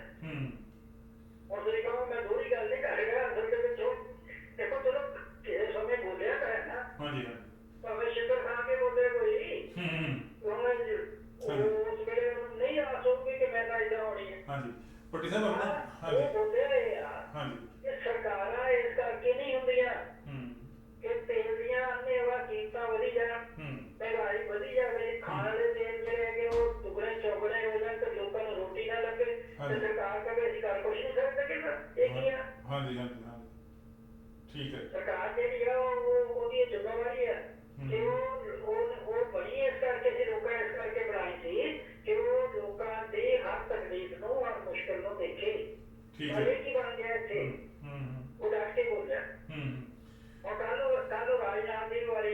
ਹਾਂਜੀ ਹਾਂਜੀ ਭੱਟੀ ਸਾਹਿਬ ਇੱਕ ਮੈਂ ਹਾਂਜੀ ਇੱਕ ਹੋਰ ਮੈਂ ਮਸਲਾ ਤੁਹਾਡੇ ਨਾਲ ਜਿਹੜਾ ਬੜਾ ਗੰਭੀਰ ਹੈ। ਸਮਾਂ ਆਪਣੇ ਕੋਲ 10-12 ਮਿੰਟ ਹੈਗੇ ਸਿਰਫ, ਤੇ 10-12 ਮਿੰਟਾਂ 'ਚ ਹਾਂਜੀ ਇੱਕ ਜਦੋਂ ਜੀ ਐਮਰਜੈਂਸੀ ਲੱਗੀ ਤੇ ਐਮਰਜੈਂਸੀ ਦੇ ਵਿੱਚ ਇੱਕ ਨਾਅਰਾ ਸੀਗਾ ਹਮ ਦੋ ਹਮਾਰੇ ਦੋ, ਯਾਨੀ ਉਹ ਇੱਕ ਆਬਾਦੀ ਤੇ ਕੰਟਰੋਲ ਕਰਨ ਵਾਲੀ ਗੱਲ ਸੀ। ਸਰਕਾਰੀ ਤੌਰ ਤੇ ਨਾਅਰਾ ਸੀ ਇਹ, ਪਰ ਇਸ ਨਾਅਰੇ ਨੂੰ ਅਮਲੀ ਰੂਪ ਦੇਣ ਵਾਸਤੇ ਜਦੋਂ ਜ਼ਬਰਦਸਤੀ ਲੋਕਾਂ ਦੇ ਆਪਰੇਸ਼ਨ ਕੀਤੇ ਗਏ, ਵੱਡੇ ਪੱਧਰ ਤੇ ਕੀਤੇ ਗਏ, ਇੰਦਰਾ ਗਾਂਧੀ ਦੇ ਪੁੱਤਰ ਸੰਜੇ ਗਾਂਧੀ ਨੇ ਇੱਕ ਮੁਹਿੰਮ ਚਲਾ ਲਈ ਔਰ ਲੋਕਾਂ ਨੂੰ ਜਿਹੜੇ ਆਪਦੇ ਥੱਲੇ ਕੰਮ ਕਰਨ ਵਾਲੇ ਸੀ ਉਹਨਾਂ ਨੂੰ ਖੁੱਲ੍ਹੇ ਅਧਿਕਾਰ ਦੇ ਦਿੱਤੇ, ਐਡਮਿਨਿਸਟ੍ਰੇਸ਼ਨ ਨੂੰ ਜ਼ਬਰਦਸਤੀ ਕੇਸ ਤੇ ਕਰਨ ਵਾਸਤੇ ਕਿਹਾ ਗਿਆ ਤੇ ਲੋਕਾਂ ਨੇ ਬਹੁਤ ਜ਼ਿਆਦਾ ਤਿੱਖਾ ਵਿਰੋਧ ਕੀਤਾ ਸੀ। ਹੁਣ ਯੂਪੀ ਦੇ ਵਿੱਚ ਯੋਗੀ ਸਾਹਿਬ ਕਹਿੰਦੇ ਨੇ ਜੀ ਹਮ ਦੋ ਹਮਾਰੇ ਸਿਰਫ ਦੋ, ਔਰ ਉਹ ਪਰਿਵਾਰ ਨਿਯੋਜਨ ਦਾ ਜਿਹੜਾ ਮਸਲਾ ਹੈ ਜੀ ਇਹ ਇਕੱਲੇ ਯੂਪੀ ਦੇ ਵਿੱਚ ਹੀ ਕਿਉਂ ਆ। ਮੈਂ ਉਸ ਇੱਕ ਪ੍ਰੋਗਰਾਮ ਤੇ ਗੱਲ ਕੀਤੀ ਸੀਗੀ ਕਿ ਉੱਤਰ ਪ੍ਰਦੇਸ਼ ਦੇ ਵਿੱਚ ਹੀ ਪਰਿਵਾਰ ਨਿਯੋਜਨ ਦਾ ਕੋਈ ਵੱਡਾ ਮਸਲਾ ਖੜਾ ਹੋ ਗਿਆ, ਉੱਥੇ ਆਬਾਦੀ ਕੁਝ ਜ਼ਿਆਦਾ ਵੱਧ ਗਈ ਆ, ਜਾਂ ਫਿਰ ਇਹਦੇ ਪਿੱਛੇ ਕੋਈ ਰਾਜਨੀਤੀ ਕੰਮ ਕਰਦੀ, ਕੀ ਹੈ ਜੀ ਮਸਲਾ ਹੈ ਜੀ ਸਾਹਿਬ? ਪਹਿਲੀ ਗੱਲ ਤੇ ਜਿਹੜਾ ਤੁਸੀਂ ਪੁਰਾਣੀ ਹਿਸਟਰੀ ਦੀ ਗੱਲ ਕੀਤੀ ਆ ਉਹਦੇ ਵਿੱਚ ਜੋ ਕੁਝ ਇਹਨਾਂ ਨੇ ਸ਼ੁਰੂ ਕੀਤਾ ਸੀ ਉਹ ਇਹੋ ਚੀਜ਼ ਰਹਿ ਜੂਗੀ ਸੀ। ਹਾਂਜੀ ਲੋਕ ਭੱਜ ਕੇ ਬਚਦੇ ਸੀ, ਦੌੜ ਜਾਂਦੇ ਸੀ, ਲੁੱਟ ਜਾਂਦੇ ਸੀ, ਕਈ ਕਹੇ ਤੁਸੀਂ ਦੇ ਕੇ ਜਾਲੀ ਸਰਟੀਫਿਕੇਟ ਜਿਹਾ ਬਣਾ ਲੈਂਦੇ, ਕਈ ਕੁਛ ਹੁੰਦਾ ਰਿਹਾ। ਹੁਣ ਸਰਕਾਰ ਨੇ ਆਪਣੇ ਪੈਰਾਂ ਤੇ ਆਪ ਪੌੜੀ ਮਾਰੀ ਸੀ। ਹੁਣ ਮਸਲਾ ਉਦੋਂ ਵੀ ਇਹੋ ਜਿਹਾ ਸੀ, ਇਹ ਨਹੀਂ ਕਿ ਉਹ ਆਬਾਦੀ ਵੱਧ ਗਈ ਤੇ ਉਹ ਆਪਣੀਆਂ ਨਰਾਜ਼ੀਆਂ ਨੂੰ ਛੁਪਾਉਣ ਲਈ ਕਹਿ ਦਿਓ ਜੀ ਹੁਣ ਕੋਈ ਮਤਲਬ ਮਾਂ ਪਿਓ ਆ ਉਹ ਨਿਆਣੇ ਭੁੱਖੇ ਮੰਨਦੇ ਆ, ਉਹ ਰੋਣਾ ਪਾ ਦਿਓ ਇਹ ਨਿਆਣੇ ਜ਼ਿਆਦਾ ਹੋ ਗਏ, ਇਸ ਕਰਕੇ ਆਪਣੇ ਆਪ ਨੂੰ ਦੇਖੇ ਨਾ ਵੀ ਇਹ ਜ਼ਿੰਮੇਵਾਰੀ ਕੀਤੀ ਸੀ ਤੇ ਕੰਮ ਦਾ ਕੀ ਕਰਦਾ ਰਿਹਾ। ਸੋ ਇਸੇ ਤਰ੍ਹਾਂ ਯੂਪੀ ਦੇ ਵਿੱਚ ਇੱਕ ਸਕੀਮ ਬਣੀ, ਇਹ ਆਰਐਸਐਸ ਨੇ ਮਿਲ ਕੇ ਇੱਕ ਸਾਜ਼ਿਸ਼ ਕਰੀ। ਸਾਜ਼ਿਸ਼ ਕੀ ਹੈ ਕਿ ਕੋਈ ਇਹਨਾਂ ਨੂੰ ਕੋਈ ਫਿਕਰ ਨਹੀਂ, ਐਮਪੀ ਸਿੰਘ ਜੇ ਫਿਕਰ ਹੋਵੇ ਕਿ ਦੇਸ਼ 'ਚ ਆਬਾਦੀ ਵੱਧ ਰਹੀ ਹੈ ਤੇ ਜੋ ਵੀ ਦੇਸ਼ ਦਾ ਕੀ ਹੈ ਇੱਕ ਸਟੇਟ ਦਾ ਮੁੱਖ ਮੰਤਰੀ ਹੈ, ਇਹ ਆਪਣੀ ਪਾਰਟੀ ਚ ਰੱਖਦਾ ਤੇ ਕੇਂਦਰ ਕੋ ਨੀਤੀ ਬਣਾਵੇ ਵੱਖਰੀ ਹੈ ਕਿ ਨਵਾਂ ਫਾਰਮੂਲਾ ਲੈਂਦਾ ਜੀ ਸਟੇਟਾਂ ਨੀਤੀ ਬਣਾਓ ਕਿ ਸਟੇਟਾਂ ਕਿਉਂ ਸਟੇਟਾਂ ਨੂੰ ਜ਼ਿਆਦਾ ਤਕਲੀਫ ਹੈ ਜੀ। ਮੋਦੀ ਦੀ ਜਿਹੜੀ ਆਬਾਦੀ ਕਦੀ ਉੱਤਰ ਪ੍ਰਦੇਸ਼ ਚ ਵੱਧ ਰਹੀ ਹੈ, ਦੂਸਰੇ ਚ ਨਹੀਂ ਵੱਧ ਰਹੀ। ਬਿਲਕੁਲ। ਹੁਣ ਕੀ ਆ ਕਿ ਫੌਰੀ ਤੌਰ ਤੇ ਇੱਕ ਚੀਜ਼ ਦਾ ਫਾਇਦਾ ਉਠਾਉਣਾ, ਚੋਣਾਂ ਲੜਨੀ। ਚੋਣਾਂ ਲੜਨ ਲਈ ਇੱਕ ਸਾਜ਼ਿਸ਼ ਰਚਣੀ ਆ। ਉਹ ਸਾਜ਼ਿਸ਼ ਕੀ ਆ ਕਿ ਘੱਟੋ ਘੱਟ ਇੱਕ ਖਾਸ ਫਿਰਕਾ ਜਿਹੜਾ ਜਿਹਦੇ ਨਿਆਣੇ ਬਹੁਤ ਜ਼ਿਆਦਾ ਹੁੰਦੇ ਆ, 3-4 ਸਾਲ ਵਿਆਹ ਕਰਨਾ ਉਹਨਾਂ ਚ ਅੱਗੇ ਆ, ਉਹਨਾਂ ਨੂੰ ਤਾਂ ਪਹਿਲਾਂ ਨਿਸ਼ਾਨੇ ਤੇ ਲਾਉਣਾ। ਠੀਕ ਹੈ।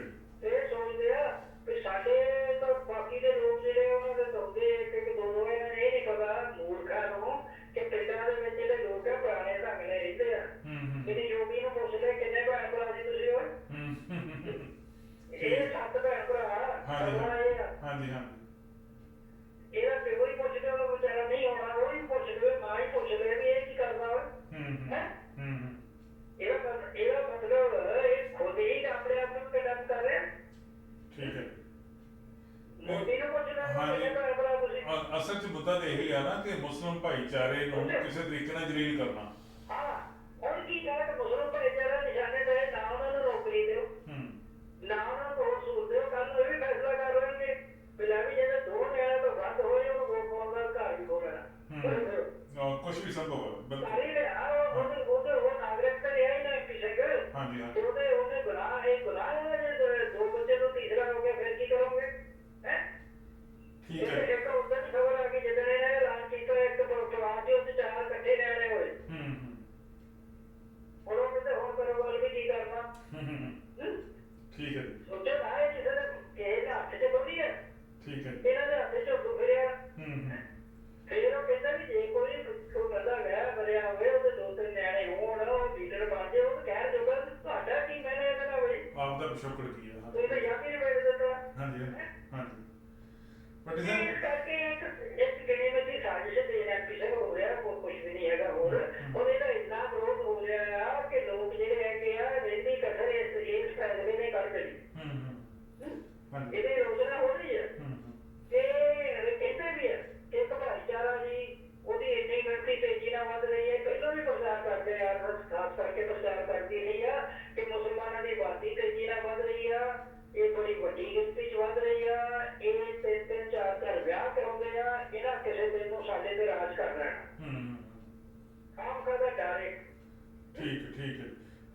ਇੱਕ ਹਾਂਜੀ ਮੈਂ ਇਹ ਠੀਕ ਹੈ ਜੀ ਤੁਹਾਡੀ ਗੱਲ ਕਿ ਇਹਨਾਂ ਦੀਆਂ ਪਾਲਿਸੀਆਂ ਕੁਛ ਇਸ ਤਰੀਕੇ ਦੀਆਂ ਹੁੰਦੀਆਂ ਵੀ ਕਿਤੇ ਕਹਿੰਦੇ ਮੂੰਹ ਕੁਛ ਆ ਅੰਦਰੋਂ ਤੁਸੀਂ ਜਿਹੜਾ ਪੜਤਾਲ ਕਰੋ ਲੱਭੋ ਤੇ ਵਿੱਚੋਂ ਮਸਲਾ ਕੋਈ ਹੋਰ ਨਿਕਲਦਾ ਹੈਗਾ। ਇਹ ਪੱਟੀ ਸਾਹਿਬ ਅਖੀਰ ਦੇ ਉੱਤੇ ਮੈਂ ਤੁਹਾਡੇ ਨਾਲ ਇੱਕ ਤੁਹਾਡਾ ਧਿਆਨ ਦਿਵਾਉਣਾ ਚਾਹੁੰਦਾ ਜੀ ਅਫਗਾਨਿਸਤਾਨ ਦੀ ਇੱਕ ਘਟਨਾ ਦੇ ਉੱਤੇ। ਭਾਰਤ ਦੇ ਇੱਕ ਪੱਤਰਕਾਰ ਹੋਏ ਜੀ ਫ੍ਰੀਲਾਂਸ ਪੱਤਰਕਾਰ ਹੈ ਲੋਕ ਪੱਖੀ ਵਿਚਾਰਾਂ ਦੇ ਹੈਗੇ ਜੈਨਸ ਸਦੀਕੀ ਜਿਹੜੇ ਅਫਗਾਨਿਸਤਾਨ ਦੇ ਵਿੱਚ ਤਾਲਿਬਾਨੀ ਜਿਹੜੀਆਂ ਫੋਰਸਿਸ ਆ ਤਾਕਤਾਂ ਉਹ ਅਫਗਾਨਿਸਤਾਨ ਦੀ ਫੌਜ ਉਹਨਾਂ ਦੇ ਖਿਲਾਫ ਲੜ ਰਹੀ ਹੈ, ਕਿਤੇ ਹਿੰਮਤ ਨਾਲ ਲੜ ਰਹੀ ਹੈ, ਕਿਤੇ ਜੋਸ਼ ਨਾਲ ਲੜ ਰਹੀ ਹੈ, ਕਿਤੇ ਉਹਨੂੰ ਭੱਜਣਾ ਨਹੀਂ ਪੈ ਰਿਹਾ। ਯਾਨੀ ਪੂਰਾ ਗ੍ਰਹਿ ਜਦੋਂ ਉੱਥੇ ਚੱਲਦਾ ਪਿਆ ਇਸ ਵੇਲੇ ਉਸ ਲੜਾਈ ਦੀ ਕਵਰੇਜ ਕਰ ਰਹੇ ਸੀ ਜੀ ਉਹ ਪੱਤਰਕਾਰ ਸਾਹਿਬ ਤੇ ਉਹਨਾਂ ਨੂੰ ਜਿਹੜਾ ਸ਼ਹੀਦੀ ਜਾਮ ਪੀਣਾ ਪਿਆ। ਇਹ ਕੀ ਹੈ ਜੀ ਸਾਰਾ ਕੁਛ? ਪਹਿਲੀ ਗੱਲ ਤੇ ਆ ਕਿ ਇਹ ਜਿਹੜਾ ਪੱਤਰਕਾਰ ਨੌਜਵਾਨ ਪੱਤਰਕਾਰ ਇਹ ਫੋਟੋਗ੍ਰਾਫੀ ਦਾ ਬਹੁਤ ਮਾਹਰ ਸੀ ਔਰ ਇਹਨੇ ਬੜੇ ਮਤਲਬ ਇਹੋ ਜਿਹੇ ਕੰਮ ਕੀਤੇ ਆ ਜਿੱਦਾਂ ਲੋਕਾਂ ਤੇ ਕੋਈ ਵਿਪਤ ਆ ਗਈ ਹੈ। ਨੇਪਾਲ ਦੇ ਵਿੱਚ ਭੂਚਾਲ ਆਇਆ ਉਹਦੀਆਂ ਤਸਵੀਰਾਂ ਨੇ ਇਸ ਢੰਗ ਨਾਲ ਲਈਆਂ ਕਿ ਸਾਰੀ ਦੁਨੀਆ ਨੂੰ ਹੈਰਾਨ ਕਰ ਇਹੋ ਜਿਹੇ ਲੈਂਸ ਯੂਜ਼ ਕੀਤੇ ਉਹਦੇ ਚ ਭੂਚਾਲ ਆਏ ਦੇ ਦੌਰਾਨ ਰਿਸਕ ਲੈ ਕੇ ਔਰ ਉਹ ਇਹ ਬੜਾ ਮਸ਼ਹੂਰ ਫੋਟੋ ਰਿਪੋਰਟਰ ਹੋਇਆ ਔਰ ਇਹ ਰਾਇਟਰ ਨਿਊਜ਼ ਏਜੰਸੀ ਦੇ ਨਾਲ ਚੱਲਿਆ ਔਰ ਇਹ ਅਫਗਾਨਿਸਤਾਨ ਦੇ ਰੰਗੀਲਾ ਮੁਸਲਮਾਨਾਂ ਤੇ ਜਿਹੜਾ ਜ਼ੁਲਮ ਹੋਇਆ ਕਹਿਰ ਦਾ ਜ਼ੁਲਮ ਆਪਣੇ ਜਿਸ ਵੇਲੇ ਇਹਨਾਂ ਨੂੰ ਉੱਥੋਂ ਭਜਾਇਆ ਗਿਆ ਆਪਣੇ ਉਹਦੇ ਚੋਂ ਦੇਸ਼ ਚੋਂ ਕੀ ਨਾਮ ਦਾ ਸੌਰੀ ਬਰਮਾ ਦੀ ਹਾਂਜੀ ਮਿਆਂਮਾਰ ਕਹਿੰਦੇ ਜੀ ਹਾਂਜੀ ਮਿਆਂਮਾਰ ਉਹ ਫੋਟੋ ਇਹਨਾਂ ਨੇ ਬੜੀ ਕਵਰੇਜ ਕੀਤੀ ਔਰ ਉਹ ਗਰੀਬ ਲੋਕ ਕਿੱਦਾਂ ਵਿਚਾਰੇ ਦੁਨੀਆ ਹਾਲਤਾਂ ਜਾ ਰਹੇ ਆ ਕਿਵੇਂ ਫੱਟੜ ਹੋਏ ਆ ਕਿਵੇਂ ਉਹਨਾਂ ਤੇ ਹਮਲੇ ਹੋ ਰਹੇ ਉਹ ਸਾਰਾ ਕੁਝ ਐਕਸਪੋਜ਼ ਕੀਤਾ ਔਰ ਭਾਰਤ ਵਿੱਚ ਉਹਨਾਂ ਦਾ ਕੀ ਦੁਰਦਸ਼ਾ ਹੋਈ ਹੋਈ ਸੋ ਇਸੇ ਤਰ੍ਹਾਂ ਹੀ ਅਫਗਾਨਿਸਤਾਨ ਦੇ ਵਿੱਚ ਗਿਆ ਉੱਥੇ ਇਹ ਮਤਲਬ ਜਿਹੜੀ ਅਫਗਾਨਿਸਤਾਨ ਦੀ ਆਰਮੀ ਆ ਉਹ ਤਾਲਿਬਾਨਾਂ ਵਿਰੁੱਧ ਲੜ ਰਹੀ ਹੈ ਹਾਂਜੀ ਤੇ ਇਹ ਜਾਂਚ ਲੱਗੀ ਉਹਦੇ ਵਿੱਚ ਜਾਂਦਾ ਸੀ ਠੀਕ ਹੈ ਇੱਕ ਬੜੀ ਵੱਡੀ ਦਲੇਰੀ ਵਾਲੀ ਗੱਲ ਹੁੰਦੀ ਜਿਹੜਾ ਅਸਲੀ ਪੱਤਰਕਾਰੀ ਉਹ ਇਹ ਹੁੰਦੀ ਬਿਲਕੁਲ ਔਰ ਜਿਸ ਵੇਲੇ ਤੁਹਾਡੇ ਮੁਕਾਬਲੇ ਹੋ ਰਹੇ ਆ ਜਿਸ ਵੇਲੇ ਗੋਲੀ ਚੱਲ ਰਹੀ ਹੈ ਉਸ ਵੇਲੇ ਵੀ ਉਹ ਉਹਦੇ ਵਿੱਚ ਰਹਿ ਕੇ ਰਿਪੋਰਟਿੰਗ ਕਰ ਤੇ ਇਹ ਉਸ ਵੇਲੇ ਇੱਕ ਸਧਾਰਨ ਬੰਦਾ ਸੀ ਜਿਹੜਾ ਜੰਗ ਦੇ ਵਿੱਚ ਬਹੁਤ ਬੁਰੀ ਹਾਲਤ ਸੀ ਉਹਦੇ ਨਾਲ ਗੱਲ ਕਰ ਰਿਹਾ ਸੀ ਕੋਈ ਤੇ ਉਹ ਉਦੋਂ ਹੀ ਇਹਨੂੰ ਗੋਲੀ ਵੱਜੀ ਹੈ ਤਾਲਿਬਾਨਾਂ ਵੱਲੋਂ ਉਹਨਾਂ ਦੇ ਬਕਾਇਦਾ ਤੌਰ ਦੇ ਉੱਤੇ ਟ੍ਰੇਸ ਹੋ ਗਿਆ ਸੀ ਤੇ ਇਹਨੂੰ ਮਾਰਨ ਦੀ ਨੀਅਤ ਨਾਲ ਮਾਰੀ ਸੀ ਪਰ ਇਹਦੀ ਬਾਂਹ ਦੇ ਉੱਤੇ ਬੜੀ ਬੁਰੀ ਤਰ੍ਹਾਂ ਉਹ ਮਤਲਬ ਗੰਭੀਰ ਫੱਟੜ ਹੋਇਆ ਉਸ ਤੋਂ ਬਾਅਦ ਚੁੱਕ ਕੇ ਲੈ ਗਏ ਹਸਪੀਟਲ ਲੈ ਗਏ ਉੱਥੇ ਜਾ ਕੇ ਦੀ ਡੈਥ ਉਹ ਬੜੀ ਦੁਖਦਾਇਕ ਖਬਰ ਹੈ।